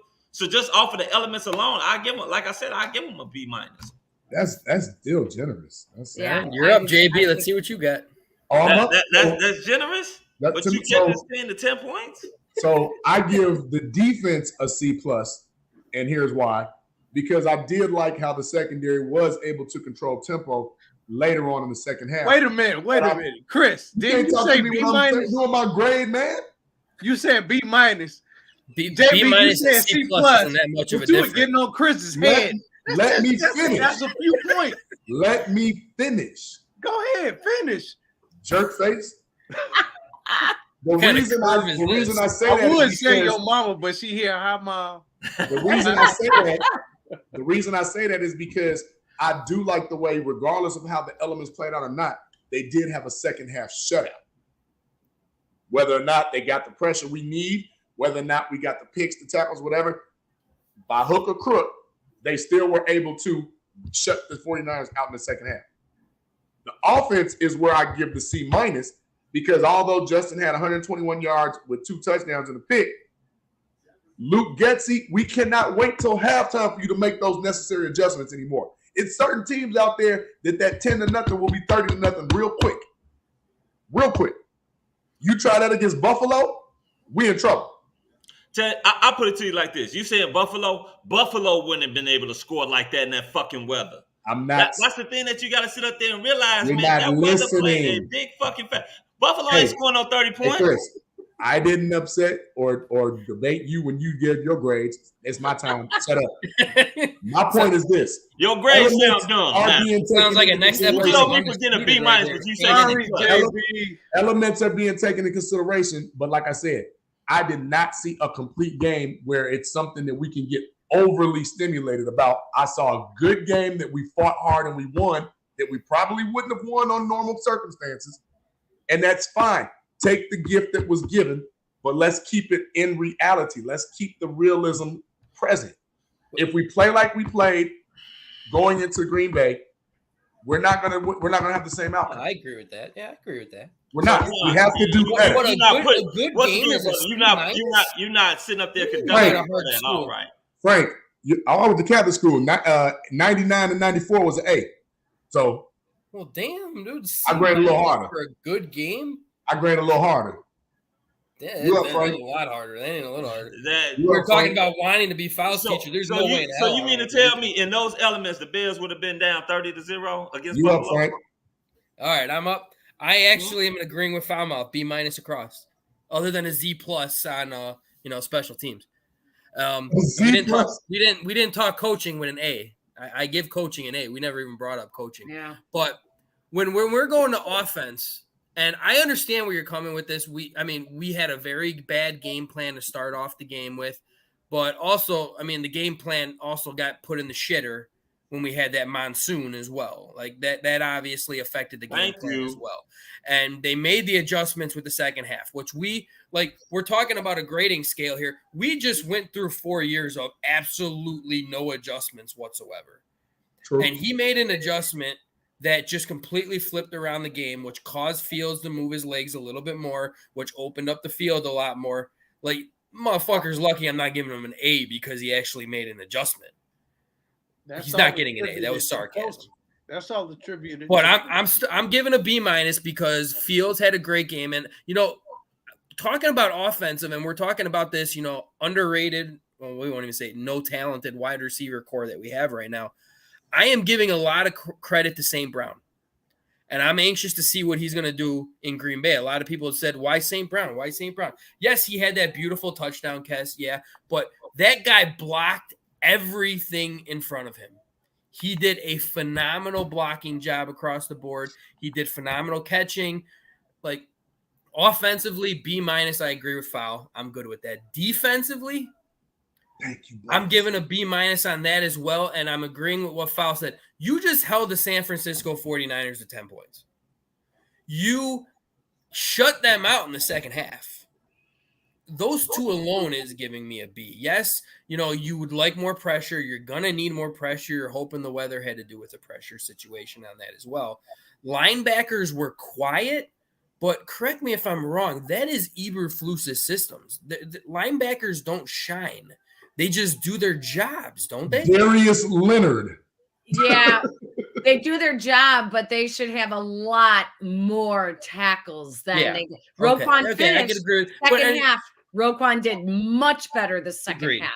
Agreed. And he had a big tip off of a pass that was he almost picked it off. Yeah, that was possibly a touchdown because there was nobody near him off of that was Eddie Jackson's guy off of right through the middle that Roquan Smith just saved his life on. Yeah.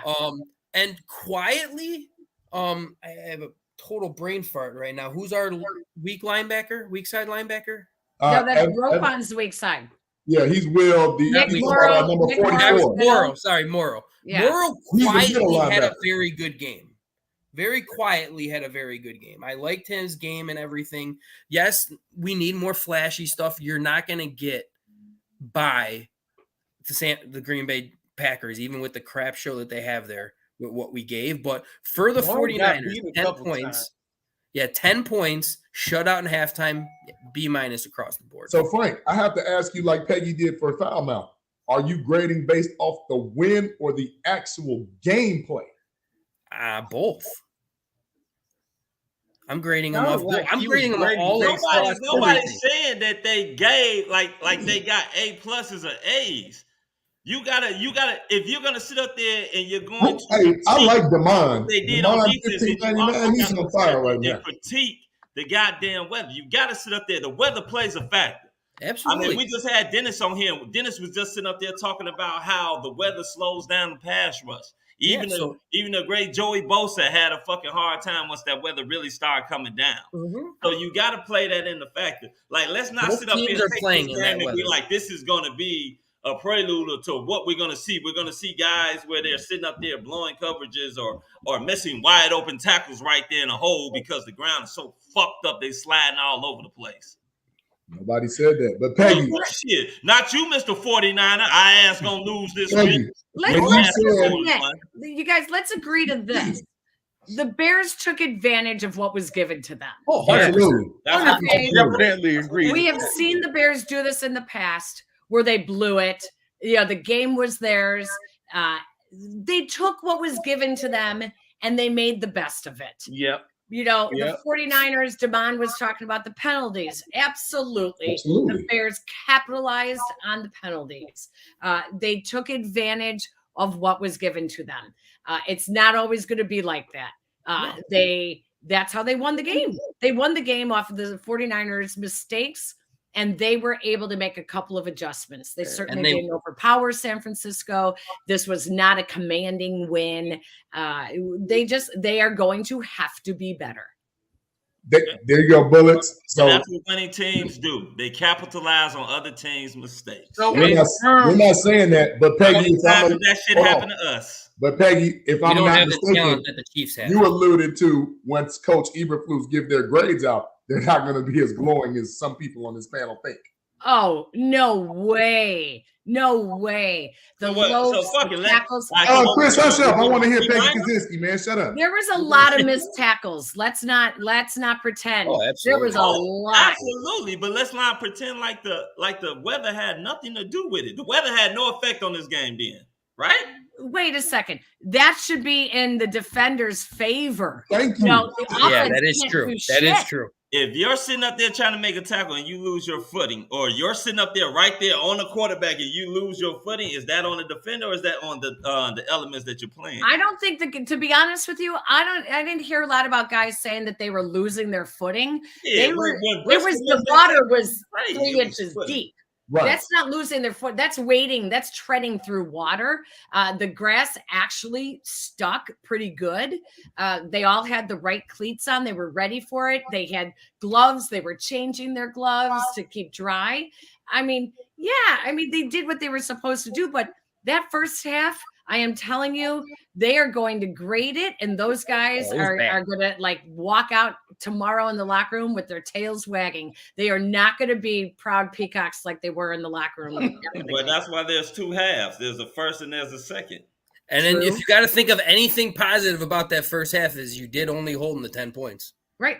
Like that's the only positive thing that you can give in that first half. You're still in the game. Yep. Yeah. Go ahead, Nick. T. So I wanted to ask, as far as identity, that would probably be an incomplete, right? Like, as far as establishing an identity, for another team to say, okay, well, they're going to do this or they're going to do that.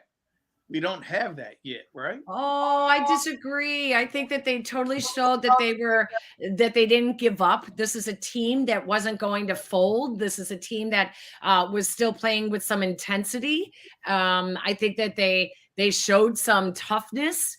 You know how easy that would have been for like the 49ers after that game to complain about the weather and just say that they couldn't do anything. But everyone knows it goes both ways for both sides. I think the Bears definitely showed that they were not going to give up.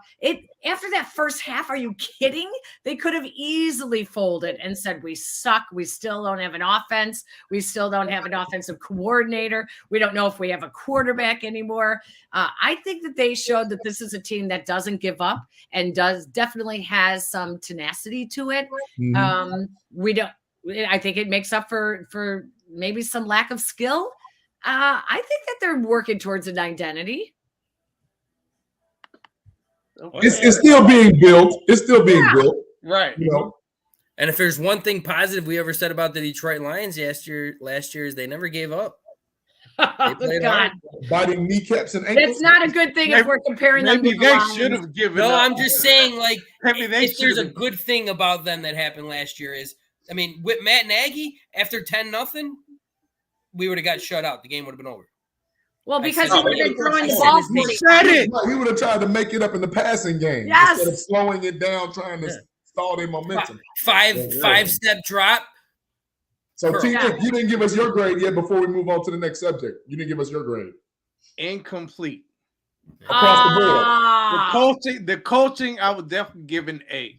That's as depressing as the music that he plays on this. And I would give the coach an A. Yes.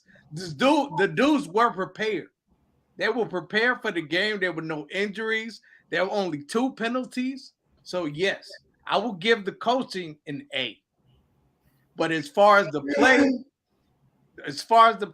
quiet. As far as the play, incomplete.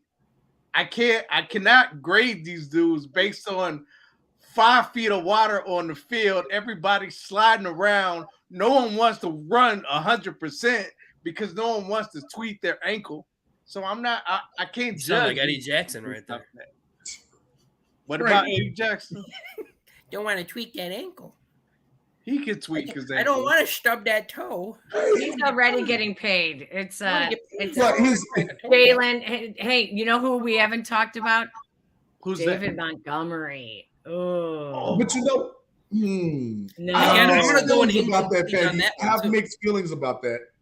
About what now? What happened? David Montgomery. Kind of like a no-show. He had a great first, Did you see his blocking? Jesus Christ. How about when Justin underhanded that ball to him? Yeah, that's where I was going. And that was a nice screen run, too. Yeah. That was beautiful. Very Patrick Mahomes-esque. But, Peggy, if I'm feeling your vibe right now, David Montgomery in this type of game and weather, that should have been his game. That should have been his game. Absolutely. But did you see the blocking for him? Like that's what I'm trying to get. Like, did you see the blocking? The minute he said hike, he had fucking 5 dudes on him. Well, then why was Khalil Herbert? Why did he average? Because his blocking at that particular goddamn point in time was they said, it's the same people. Khalil, we ain't gonna block for David. We ain't gonna block with David, but we gonna block. No. It's That not sounds about like, that. We're not like gonna Matt block Nagy for can't David. fling out Allen Robinson. It's just That that is it just the so happens same sometimes. blockers. Correct me if I'm wrong. Certain plays you block fucking better. Other plays you don't. If you block, you block like shit on first down, but then on second down you block the play a little bit better. But offensive line always run blocks better. No matter what, run blocking is the first thing that is their go-to. I guarantee if you go back and you look at that damn tape, you will see that the minute that motherfucker said height, he had guys all in his fucking face. And the minute damn Herbert, who like, let's not get it true. Herbert had some nice runs too, but he had a couple where he was stuffed as well. So let me point out this to you again, of which Frank, myself, and Diab were having a chef. Shout out to the chef. On 8 in the box in max protect, but you still run that little petty draw to the left or to the right. Once they start running play action, they started getting good passes and moving the ball up the field. When David Montgomery is running literally halfback dive left right into an 8-9 in the box, what do you think is going to happen? Yeah. So that goes back to play calling. Play calling. I agree with that. San Francisco was running power tosses, sweeps, and the little reverse little thing they do, and was getting positive yards. Luke Getsy had the opportunity to do the same thing, but he didn't. That's why I'm looking at T. Nick like, wow, coaching is an A, but that's what he thought. I'll give it to him. But no, in a situation like this, when you have the dominant left side, like Silky D said, the dominant left side with a Trent Williams, Kyle Shanahan elected not to go towards his bread and butter, which came back to bite him in the butt. But as far as us, we should have been maintaining the outside, because since we're in max protect, 11 personnel max protect, that means both tight ends are blocking. We should have ran to the outside more. Peggy, am I right? Yeah, no, you're right. You're right. So that goes back to play calling. Yeah, but did you see there? I remember distinctly one play. Nick Bosa was lined up, and Kmet was chipping on the right end, and I thought, oh gosh, here we go. This is going to be good. Let's see, Tevin Jenkins, Larry Borum, and Nick Bosa. It was like Kmet just looked at him and goes to block him, and he was like, "Get out of my way!" Yep. Blew his ass He right did out the the way. same thing with Ryan Griffin. Oh Lord! He did the same thing with Ryan Griffin. Say, "Get out of here, little man." Yeah, it was. They're trying. Blasingame did not. Nothing. To me, he was irrelevant. Nothing. Except for that one block where Herbert scored. That one block where Herbert scored. He was, other than that, he was kind of irrelevant.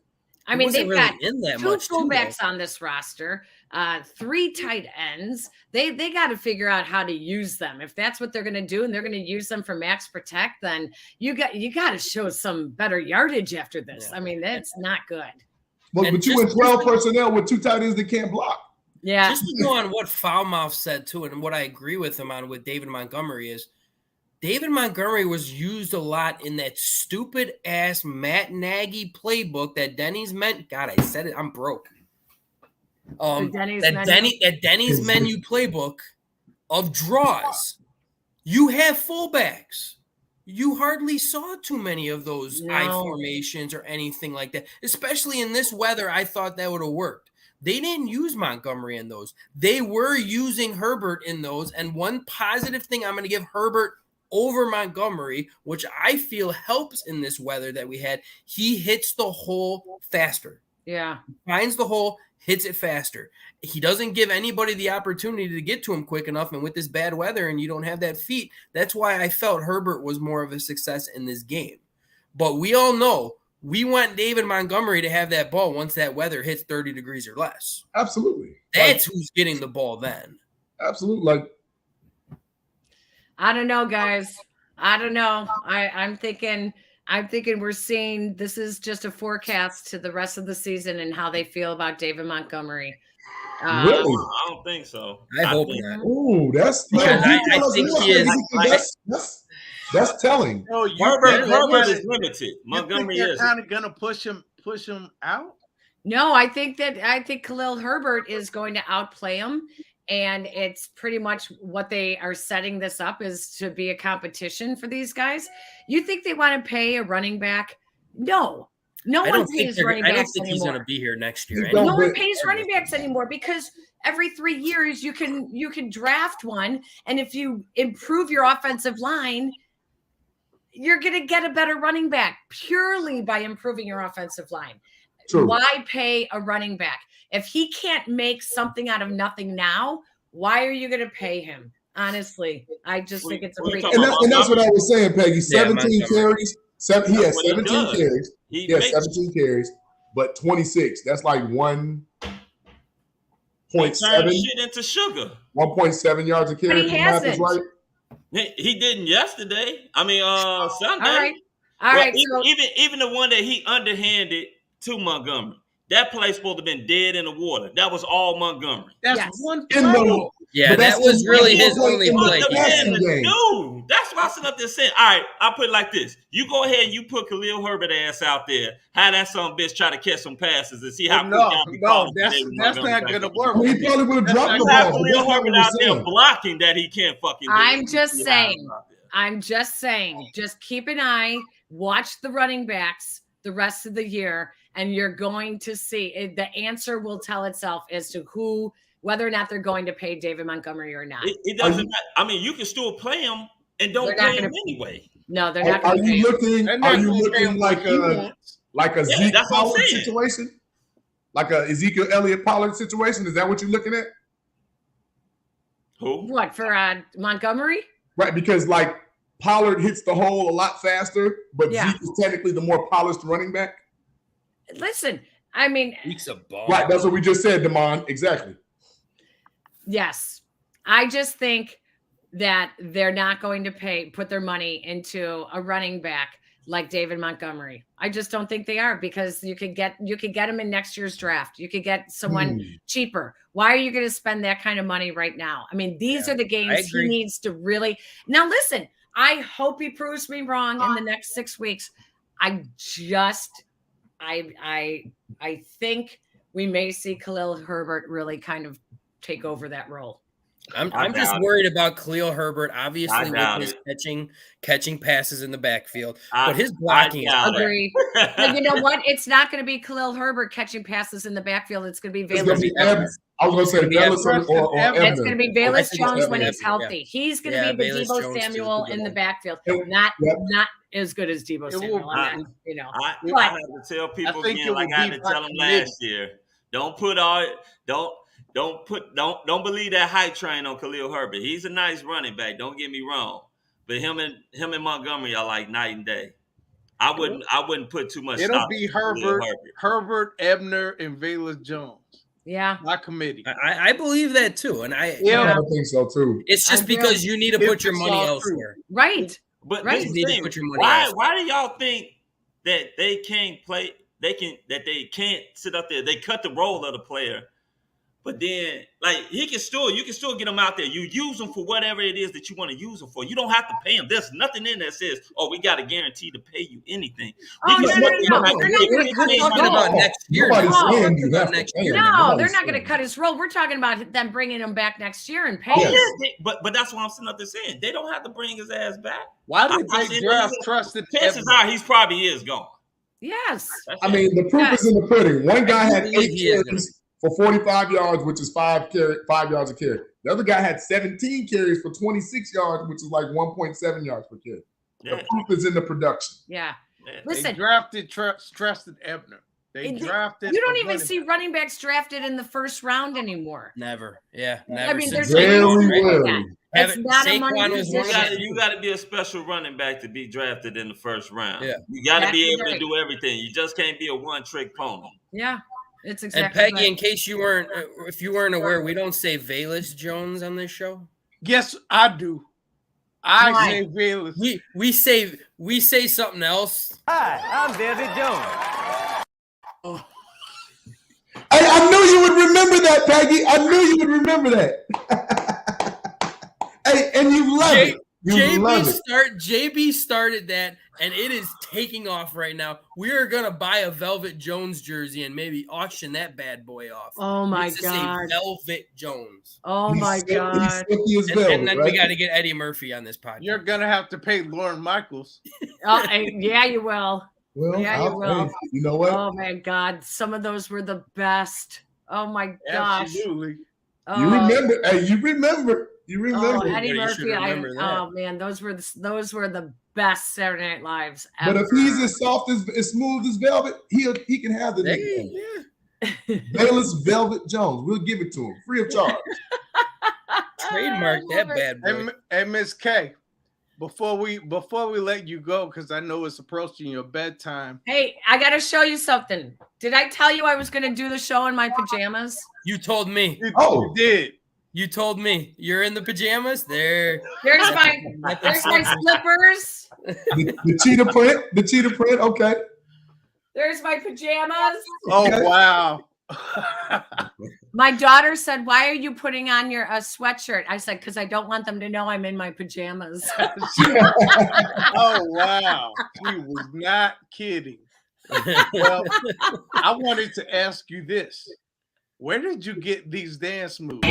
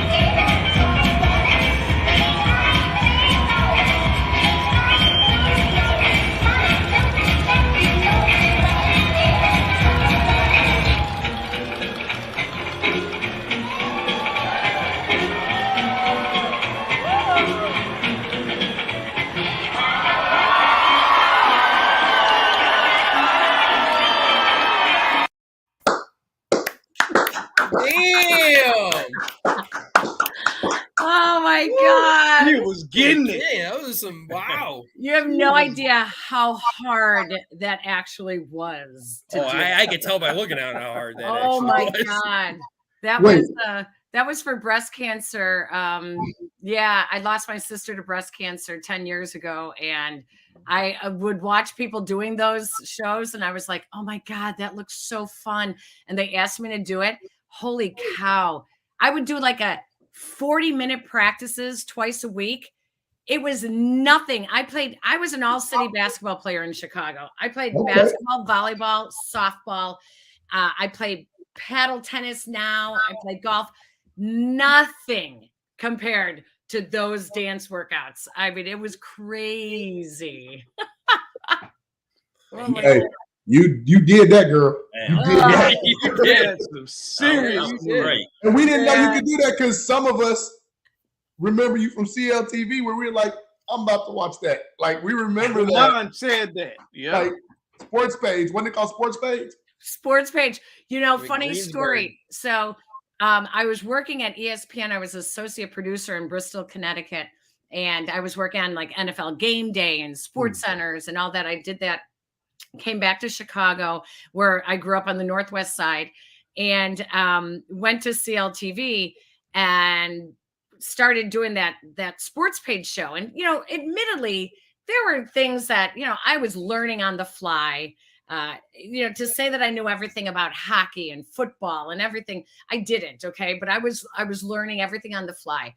And I was in a bar in Lincoln Park, and I hear these guys go, "Oh, have you seen that Peggy Kusinski on CLTV?" And I'm standing right next to the guy. And so I just kind of turn and I'm looking at him, and he's talking to his friend, and he's like, "Oh my God, she's the worst." And I'm just listening. And I said, "Yeah, what is it that you don't like about her?" And he goes, "Well, every time she makes a mistake, we all do a shot." Wow. So I said to the bartender, "Get me a couple of shots." I go, "Here you go, guys." Did they ever put two and two together? No, they didn't. They didn't figure it out. That's a good one. Oh, hey, whatever, right? Live and learn. 30 years later, like, I don't know what they're doing, but I'm still around. Absolutely, and doing your damnedest, because for those in the back, we can see you are award winning, and we love you, Peggy. We really do. Thanks, you guys. I appreciate it, and thanks for having me. What a fun show! Oh my gosh, you guys must go on forever. You guys could totally keep going. Well, we try to keep it under 2, but yeah, me and JB sometimes stayed on until midnight. Just no way. So these clowns up here, they talk too damn much. Keep going. Frank, I'm very passionate about sports. What do you want from me? Too damn much. So we be on here for over 2 hours. Especially since, I mean, maybe I'll get Peggy on here. So I need more people to talk hockey with me if she's the hockey one. Oh my gosh. Oh, you guys, that's awesome. I can't talk hockey. I know. I'm waiting for you to teach me. There's not much to teach right now. I'm still trying to figure what the hell icing is. You did bring. If you want to know what icing is, just turn on the movie Slapshot and watch the opening scene. It gives you a perfect example of what icing is on there. I can just play Blades of Steel and learn. Still the greatest hockey game ever. Blades of Steel. Peggy, what are you doing during bull season? Because we have to have you back. Like, we have to have you back. Well, I am. My schedule gets a lot easier during bull season. I am only hosting I host a podcast with my son, the Sportscaster and ESPN. Talk about it. And that is on the ESPN Chicago app. My son is a junior at University of Texas in Austin, covering the Alabama game this past weekend. It was crazy. I saw that game. Good game, man. I was screaming. I said, those officials gave that game to Alabama. Of course. Oh my God. Of course. That was, So I will still host the podcast with him. I do the Saturday morning show with Dion Miller from ABC 7, also on ESPN 1000, 11 to 1 on Saturdays. So I'll still be hosting that show. But the new thing that I'm doing now with ESPN 1000 is I will be hosting our post-game Bears coverage after every game. Flip on over to ESPN 1000. Yurko and I will be breaking down the game, taking callers, and having guests on as well. Really?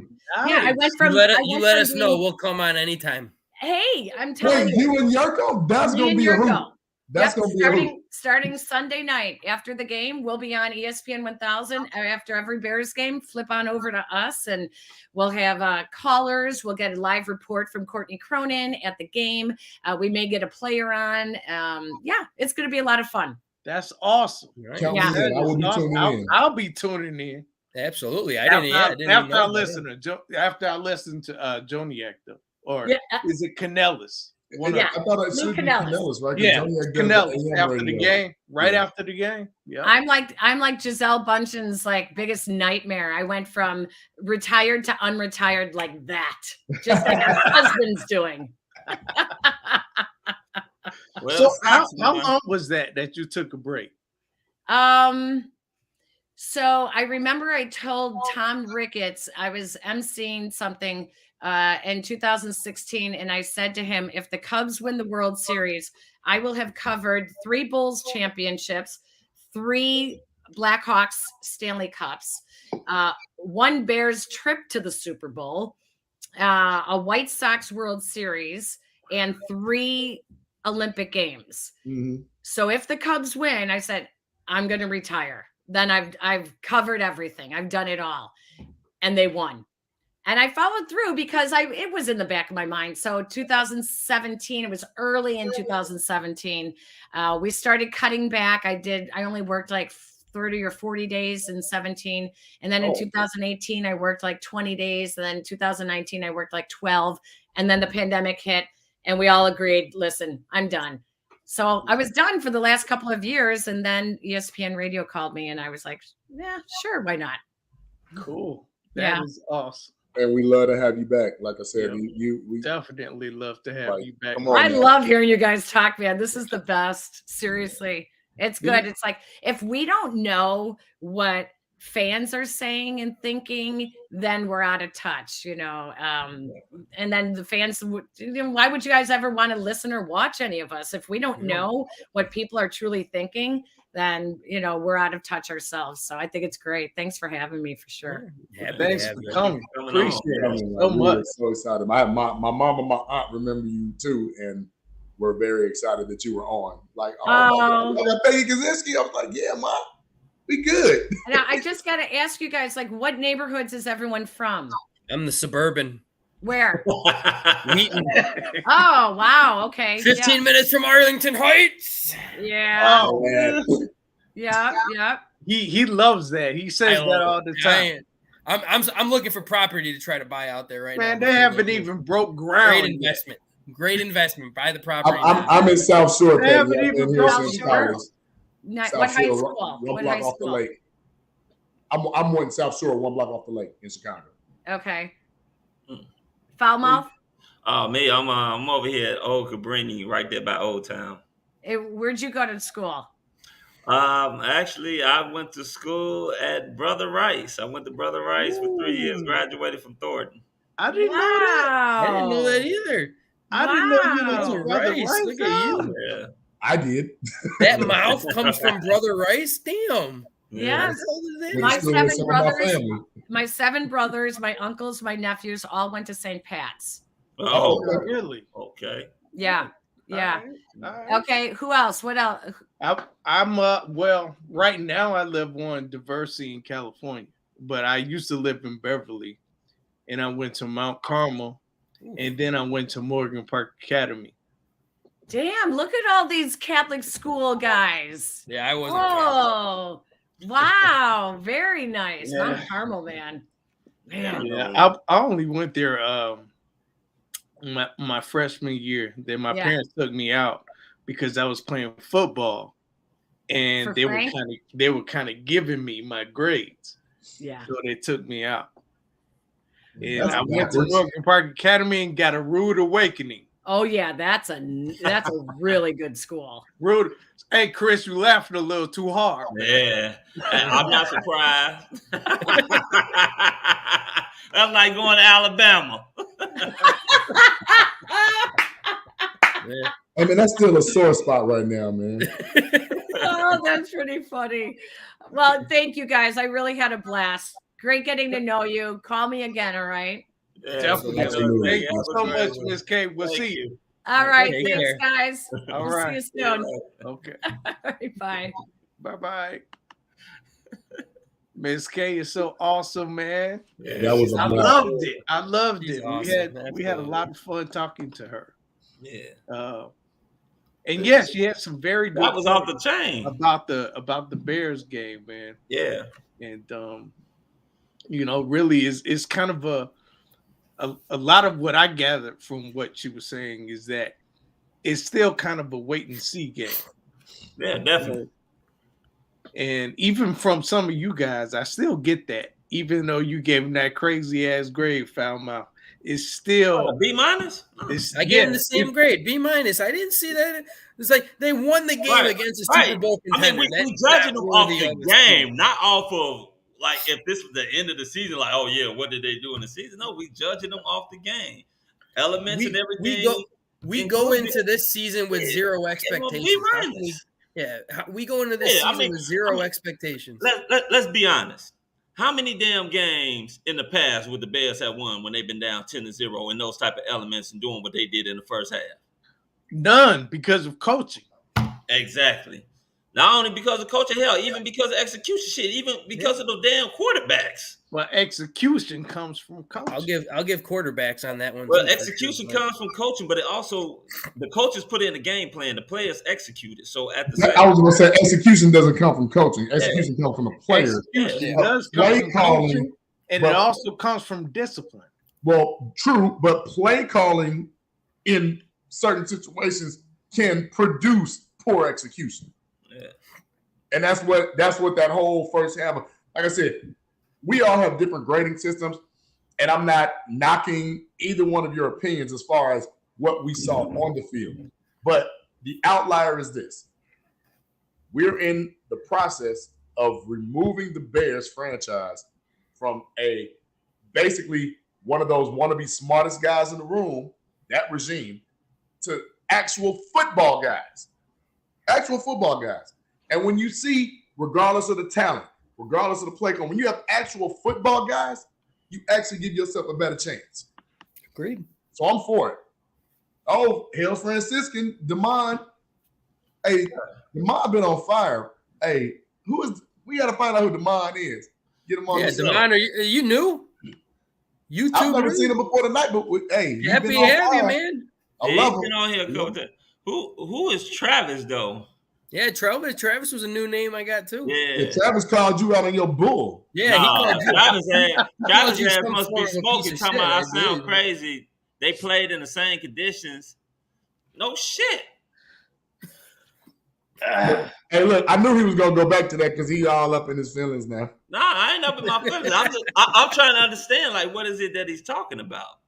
Like, they played in the same conditions. I like the one at 9:36 when he said, "If you all watch the game close, there was two different offenses. The first half, Justin. Now that I would totally agree with. I like that because that's spot on to exactly what we were talking about. Spot on. Spot on. Hey, shout out to our art director JG who chimed in. Did you catch that? Yeah. Shout out to JG. Yeah, but then when you're talking about Travis again, go back to 9:31, where he says, "I disagree. The game showed that the second half the Bears go is only read option." I was like, "You go with what works, then, Travis."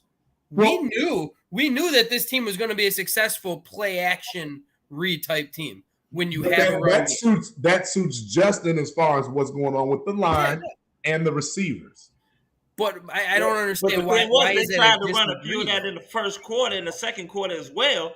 Like, hell, one damn time he had to literally sit up there and hop over the dude because the minute they ran the play action, he turned around and the son of a bitch was right there. It wasn't like they weren't trying to run it. It was we like agree. Hey, let me give you all something real funny. I've been listening on and off all day. Do you know somebody actually gave Sam Mustard for a favorable grade? I do. I saw that. Whoa. I was like sitting there and I'm like, wait. I was on, so, friend of the show, I was watching Harrison Graham's show. Pro Football Focus had their rankings that came out. So as you know, they did everything. But it was one of the pundits that came out and literally said Sam Mustard didn't play bad. And he actually, I didn't really see him do anything bad. That's what I'm saying. I didn't see actually him do anything good either. Yeah, he didn't play good, but he didn't get Justin killed like he normally does. Agreed. So. Agreed. I mean, they said PFF said that Borum and Borum was awful. Jenkins had the highest rating of all of them. Yeah. Borum was the 14th tackle in the NFL. Yeah. But I'm saying on the Bears, he had the highest ranking of all the Bears. Nah, Jenkins did. That's what I just said. Yeah, I'm talking about Borum was the 14th ranked tackle. Okay. In the NFL. One name we didn't bring up. Those two scored the highest. One name we didn't bring up too is how did Jenkins look? I thought thought he probably looked the best out of all. He had a 77.6. Yeah, I saw him lay out Bosa. Nah, I saw Cody Whitehead get his ass tore off a couple times. What? Okay, so what is dude's name? He wears like this 58, 59. I thought he changed. Remember Solomon from Stanford? Solomon somebody. I can't think of his name. But Thomas? Is it Solomon? So there was somebody that like was blowing up Whitehair. And his that was Kinlaw. Javon Kinlaw? Yep.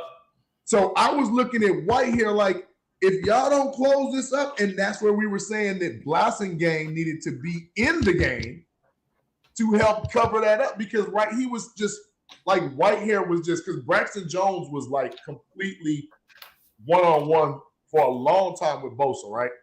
Then that one time when I said they shifted Fred Warner when he blitzed. And then, their safety too. Funaka or... Oh, man, that motherfucker was all over the place. Hey, he was on Malu.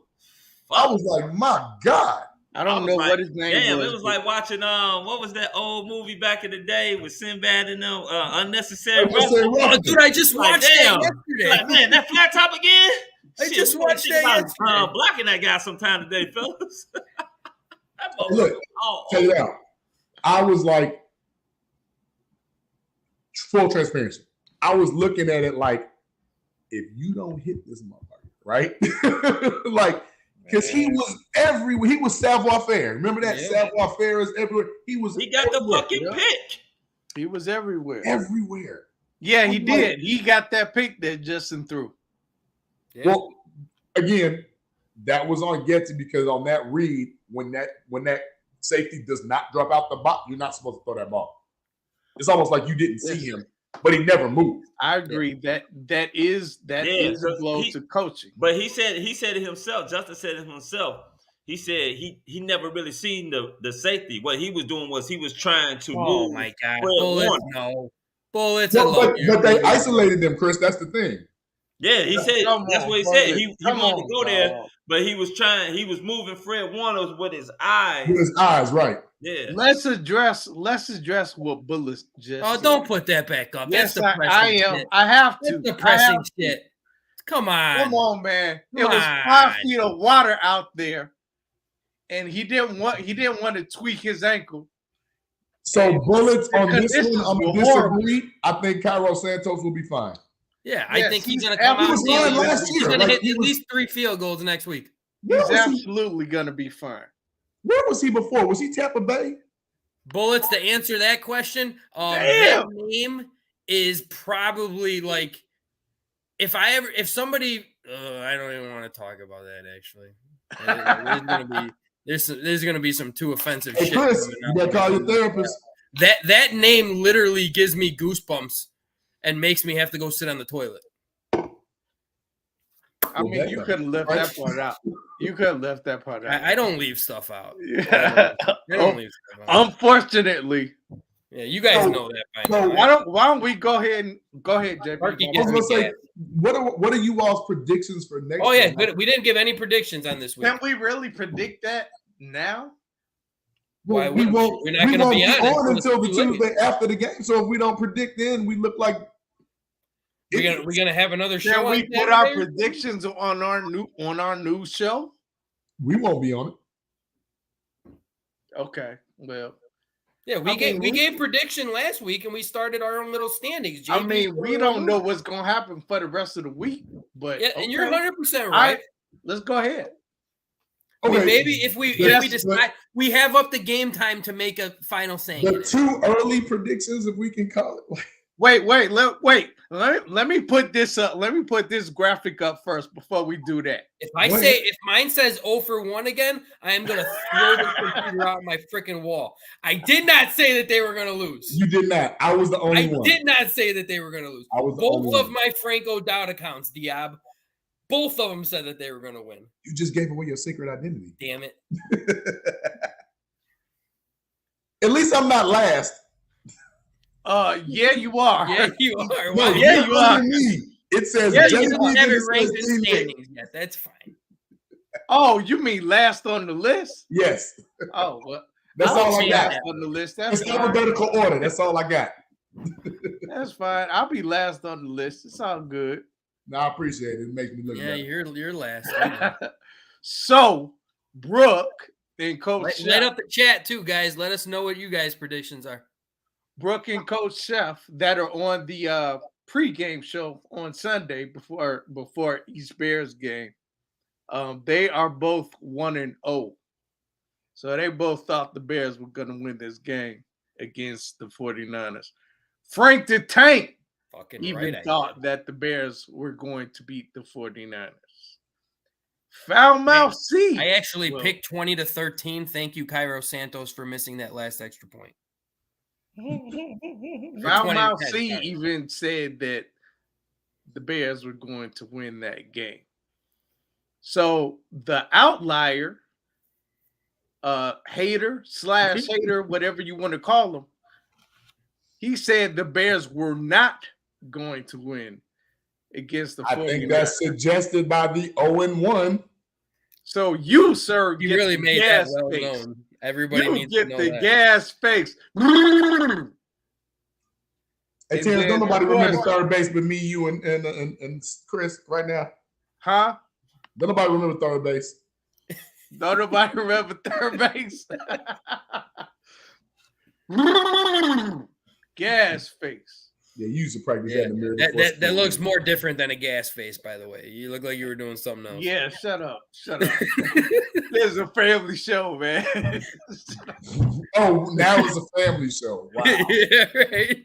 Hey, I stopped off the rails. I stopped cursing. I stopped. Dark Spectre, what's up, man? Oh, my boy. What up, Spec? Hey. All right, let's get it. Who's going first? Fowler, you going first? Yeah, let's get it. Hell no, I ain't going first. Don't y'all? I don't want to go first either. JB, you're 0-1. You hey, go Bullets, first. remember? Hey, Bullets, remember. Pop, go the Weasel because the Weasel won't pop. And now, the Prime Minister. So, who's going to go? I'll go first. JB's 0-1, so he has to go first. There it is. I like that.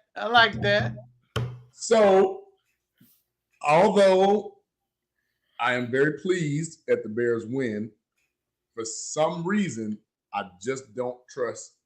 And I think somebody said it in the chat, and I want to quote him properly. Karen Frogers. Bullets, was that you? I believe that was Bullets. Karen Frogers.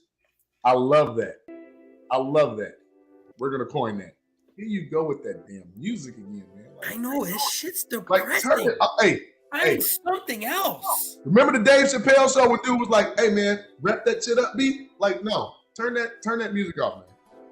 Turn that music off. Like, we don't need it. Like,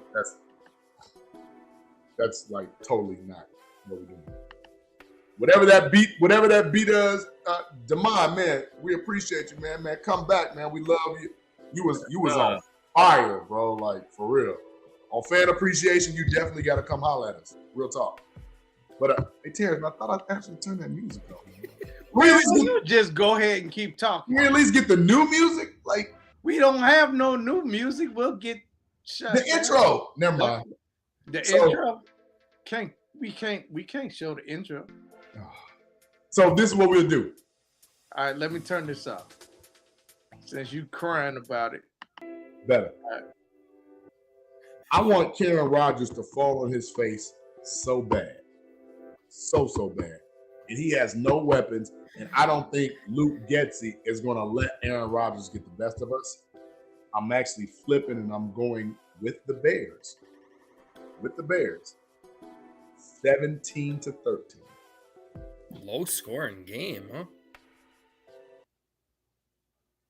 I just think our defense can really make that man's life miserable right now. I'm just worried about Vildor. And kick him while he down. The side of Vildor is what I'm worried Kick about. Karen while he down. All right, who's up next? Am I going next? Foul mouth. No, left to right, back up. Foul's taking his time. It really is tough. My heart says the Bears. I want it to be the Bears. I just fucking prima donna piece of shit. Just wish he'd retire already. Him and his little Aaron would have say McClellan. Yeah, right. I remember when Julius Peppers almost took his freaking head off too that 1 year, man. That was a great. I think Brian Urlacher lit his ass up once too. I'm worried just on what he is going to do to Vildor. Mm-hmm. That's my biggest worry. I think the Packers defense is shit. Everyone, I mean, I am getting into arguments with Packer fans all over the place on this one. Our defense, your defense ain't shit. It's not shit. I got Bears winning this game 27-24. Oh, a shootout. Okay. Yeah. I think Fields is going to go neck and neck with Rodgers all the way to the end. Bears. You got shout outs or no shout outs? We're doing predictions. It ain't shout outs. We'll do shout outs too. That's all good. Peggy, that was great. Loved having Peggy on. Hope to see her on. What the fuck are we gonna do then? We doing the shout outs too? Or yeah, what? Frank, go ahead. Go ahead, Frank. God damn, getting hit by both. Move to the host. Peggy, great having you on. Hope to see you on here more. Wow, I have a total brain fart. What's the name of our guest earlier? Dennis Mckinnon. Sorry.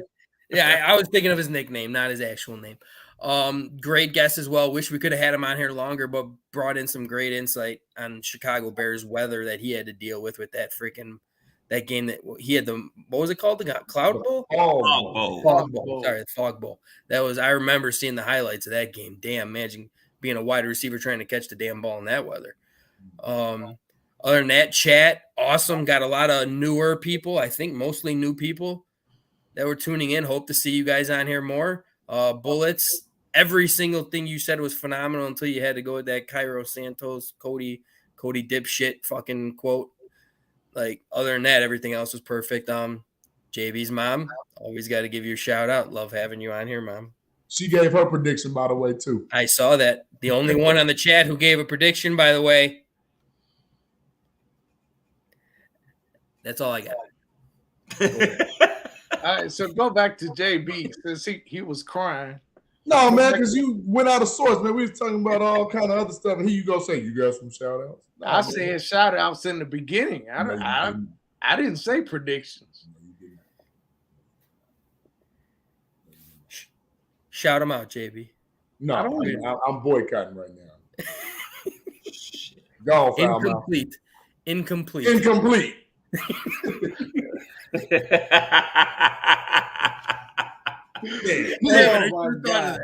Should have thought of that. I know everybody else should have. He gives it incomplete. Yeah, right. It just sounds like an asshole. Only this guy, right? Only this guy. Always gotta be one fucking black sheep. Incomplete, other than the coaching staff. Let's see my prediction. I said this earlier. I said this early on a couple shows back. I said that one thing that we do know, it's years like this year where the Chicago Bears ain't supposed to do shit and will fuck around and make the playoffs or some shit. This is the type of shit that they fucking do. It is. They did. Majority of people had them to lose to San Francisco. Hell, I've even seen power rankings that the Bears went from 32nd to 30th. Right, after beating the 49ers 30 seconds. After beating a Super Bowl contender. That was one game away from going to the fucking Super Bowl. You got to think of it this way. There were a lot of upsets week one, though. Yeah. There are. Like, who would have saw Monday's game? There are some fucking haters out there. Oh, absolutely. That shit is fucking sad.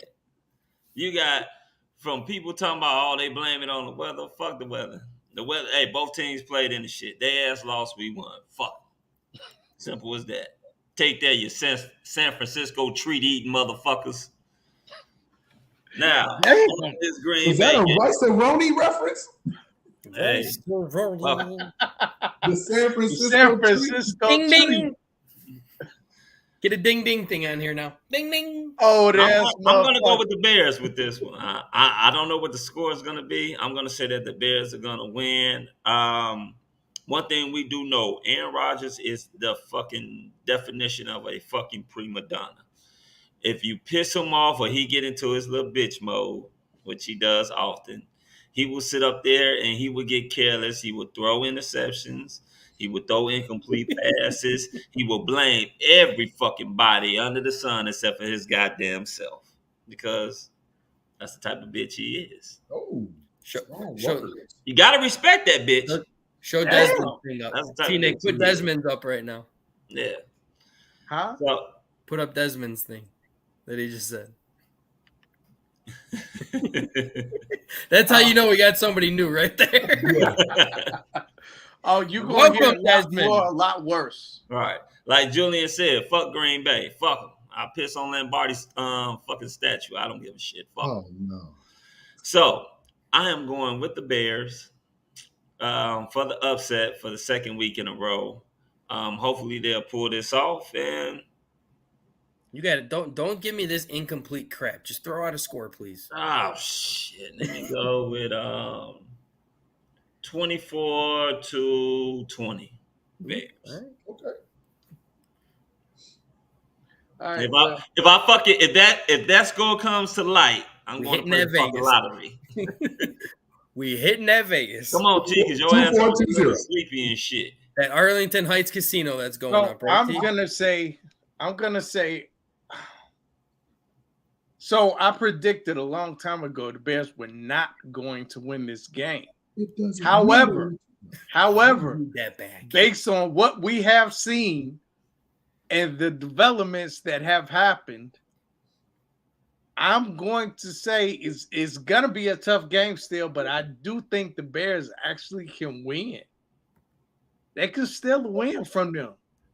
So I'm saying 17-14.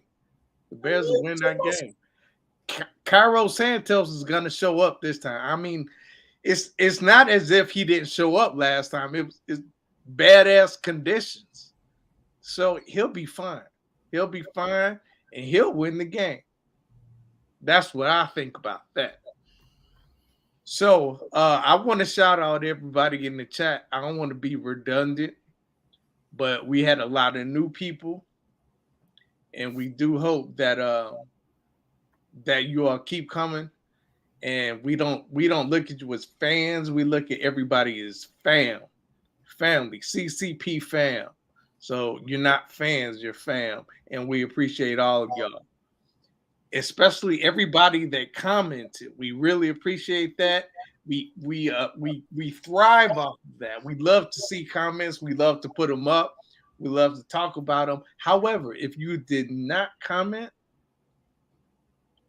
you are officially a lurker. But T-Nick knows all about that. We fuck with y'all too. We like lurkers too, man, because shit, y'all watching our foolishness. Yeah. So thank you. Thank everybody. Yeah, so you saw the show today. We brand new intro, brand new countdown. JB got a brand new attitude. Foul Mouth got a brand new glare back there. Yeah, I mean, we I ain't brand new. I'm old school shit right here. And, suburban old school. Frank is just he old school, like he just says. So ain't nothing brand new about Frank, except for we have a brand new doppelganger for Frank. Oh God. Oh God, we're gonna wait. I'm gonna put this up right now, and you already know what's coming. And if you think that it looks like Frank, then just say so in the chat. All right, well, if we're going that road now we gotta come some now, since we do got some new fans on here, so we might as well. The only reason he put up that freaking weird ass picture when I don't even wear those freaking shirts or anything. I don't think I'm as fat as that clown either. So Foul Mouth has one too. I just haven't put it up yet. Stephen A. He got that Frank, just you like look nothing like George Costanza. I thank you. And my hairline is not receding. But one person, except for that part, except one person for all because you don't have a 7-finger forehead. Man, I don't know why he don't cut that shit off, man. That shit look crazy. He got enough money to put it back. Shoot. For all the other new people on here, the only reason he put that up because he clearly looks like Lovie Smith. Like that. I'm pretty sure every single person we had on this podcast has said that you look like Lovie Smith. Hey, I don't think anybody has said no yet. I don't know how. There's nothing wrong with looking like Lovie Smith. He doesn't look like George. Yeah, you're telling me I look like a 60-something-year-old man. Hey, T, you look more like Lovie Smith than he does George Costanza. There's not even a comparison. I'm going to find one for you, JB. Don't worry about it. Hey, go ahead. Terrence Howard, D-Ray. I probably look more like George Seinfeld than I do. I heard it all. I heard it all. Go ahead. D-Ray? Terrence Howard? Because of the eyes. Nah. I got one. I got one for you, JB. Let me go ahead and the fact that you were already prepared for this, man. Right. Let us know this shit has been in progress for a minute. Next time you hear grown folks talking, shut the fuck up here. Yeah, that's me talking to you. All except for the afro. Get that fro. Let's get that fro. That is JB. That is JB. What? All except for the afro. Yep. I mean, no. Yep. Hey, JB, you gonna give a shout out? I mean, if you're gonna say I look like anybody on here, I think I look like. You're all a bunch of fucking assholes. I think I kind of look more like Tony Montana than anything. Bunch of fucking assholes. See, you're a younger version, T. Nick. My mother said you're a younger version of Lovie Smith. Thank you. Nick. And if you grow out that beard, just embrace it, bro. It's okay. All right, so can we move on to a different segment, a different topic? Yeah, it's called. No, yeah. I thought you wanted to give some shout outs. Man, you oh, he's shout out to my mother. He still got his lip poked out. Shout out to never that. I don't do that. That's what we're not gonna do. None of that. Shout out to my mother and to any family that I have watching. Shout out to SB and any other family friends that I have watching, since I didn't get to do it the first time. But seriously, shout out to, like, again, we don't try to be redundant, but again, everybody in the chat, thank you so much. We were on fire in the chat today. A couple of you all, when we do our next fan appreciation, I literally would love to have you all on to debate and have this good banter with us. Great people, great time as usual. Tuesdays is where it's at. The Chicago Clubhouse Podcast. Well, okay. I want to give a shout out to everybody that's in the comments. Shout out to JB's mom. Shout out to our two guests, Peggy, Silky D, better known as Mr. Dennis Mckinnon. Shout out to you fellas. Missed last week. Had work and shit. Somebody got to pay the fucking bills. Skip that week job. Yeah. Shout out to the Bears for winning. Hey. Right? Yeah. No, everybody sitting up there talking shit about y'all. Said y'all were going to fucking lose. Be 0-17. Had the worst fucking record in the league. You got one win. And it was against a Super Bowl contender. Yes, and it was against a Super Bowl contender. I don't give a fuck if it was raining or not. I don't give a fuck if they were playing in a fucking goddamn snowstorm. Fucking won. Kiss my ass. Shout out to, my mom, she's out of town. Rest in peace to my uncle who died. Shout out to my family. Yes, sir. Condolences. Who the fuck else? Shout out to the kiddies because it's school time and they asses in the bed. Phones got taken early, so they already fucked up. Two of them did. So got their phones. Shout out to their phones that's resting with me. And finally, just shout out to everybody that's out there and the lurkers that were out there. And also remember to like and subscribe to the Chicago Clubhouse Podcast on YouTube. Like and subscribe. Speaking of that, did we ever even bring up the Fields jersey that we're? Oh, we never. Yeah, I was going. T's gonna do that after he give us his hour-long monologue. But go right. I ain't gonna give no his soliloquy. But I do want to shout out Under Armour. We have a deal with Under Armour. We are powered by Under Armour, so there are going to be discounts on the paraphernalia. Yeah, so we're probably gonna start doing hoodies, since it's the fall. But I mean, you still have the option for a t-shirt. But shout out to Under Armour, shout out to Dan, shout out to Morris Beer. And shout out to Tilly's. Tilly's out in Calumet Park. Definitely want to shout them out. Yeah, Morris Beer. But Frank was saying that we are raffling off a Justin Fields jersey. Do I have that over here? Don't pull out your Eddie Jackson jersey. No, I ain't pulling. Nobody wants that shit. Are you really gonna raffle off your Eddie Jackson jersey? Like that would be kind of awesome. Raffle off a used jersey? That's nice of you. No, I mean I do got a Kevin White we jersey. do have this Justin Fields jersey that we are raffling off. All you have to do is follow the steps that I post, and I will post them probably tonight and tomorrow morning. But it's simple. On Twitter, you're basically retweeting this podcast, and then on Facebook, you're just sharing the podcast, and then you make sure that you're following us on all social media. Follow us on IG at Chicago Sports, Chicago Clubhouse Sports, and then on Twitter, Chi Clubhouse 11, and then on Facebook, Chicago Clubhouse Podcast. Simple, it's easy, and the drawing will be next Tuesday.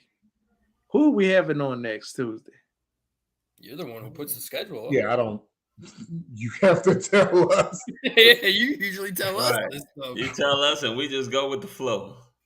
So next Tuesday, Better not be George Costanowitz. You know. You said Costanza. Actually, I am gonna try. I am Try to gonna reach try out to get to him him. on the podcast. I will rock out that flannel shirt that he has on.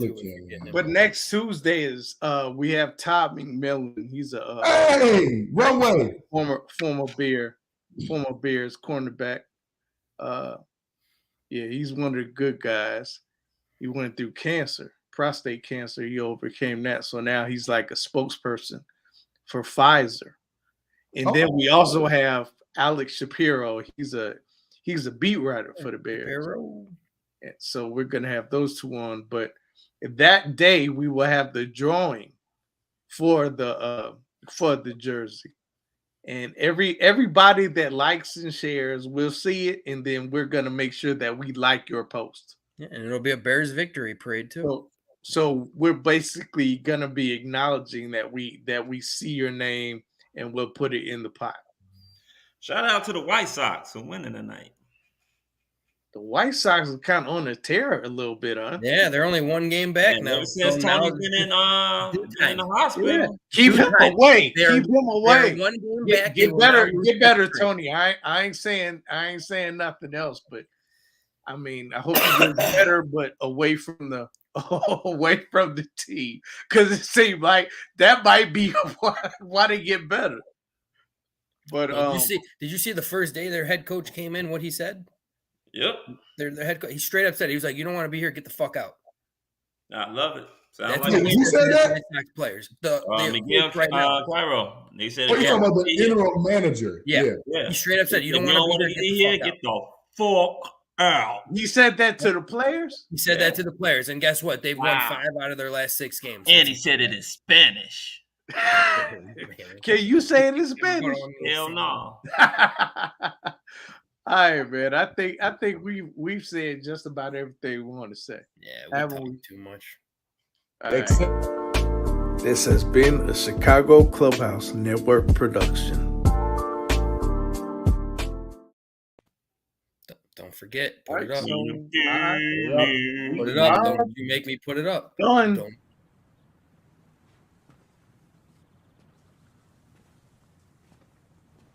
You're still here. It's over. Go home. We out. We out. Fuck Green Bay. Fuck Green Bay. Packer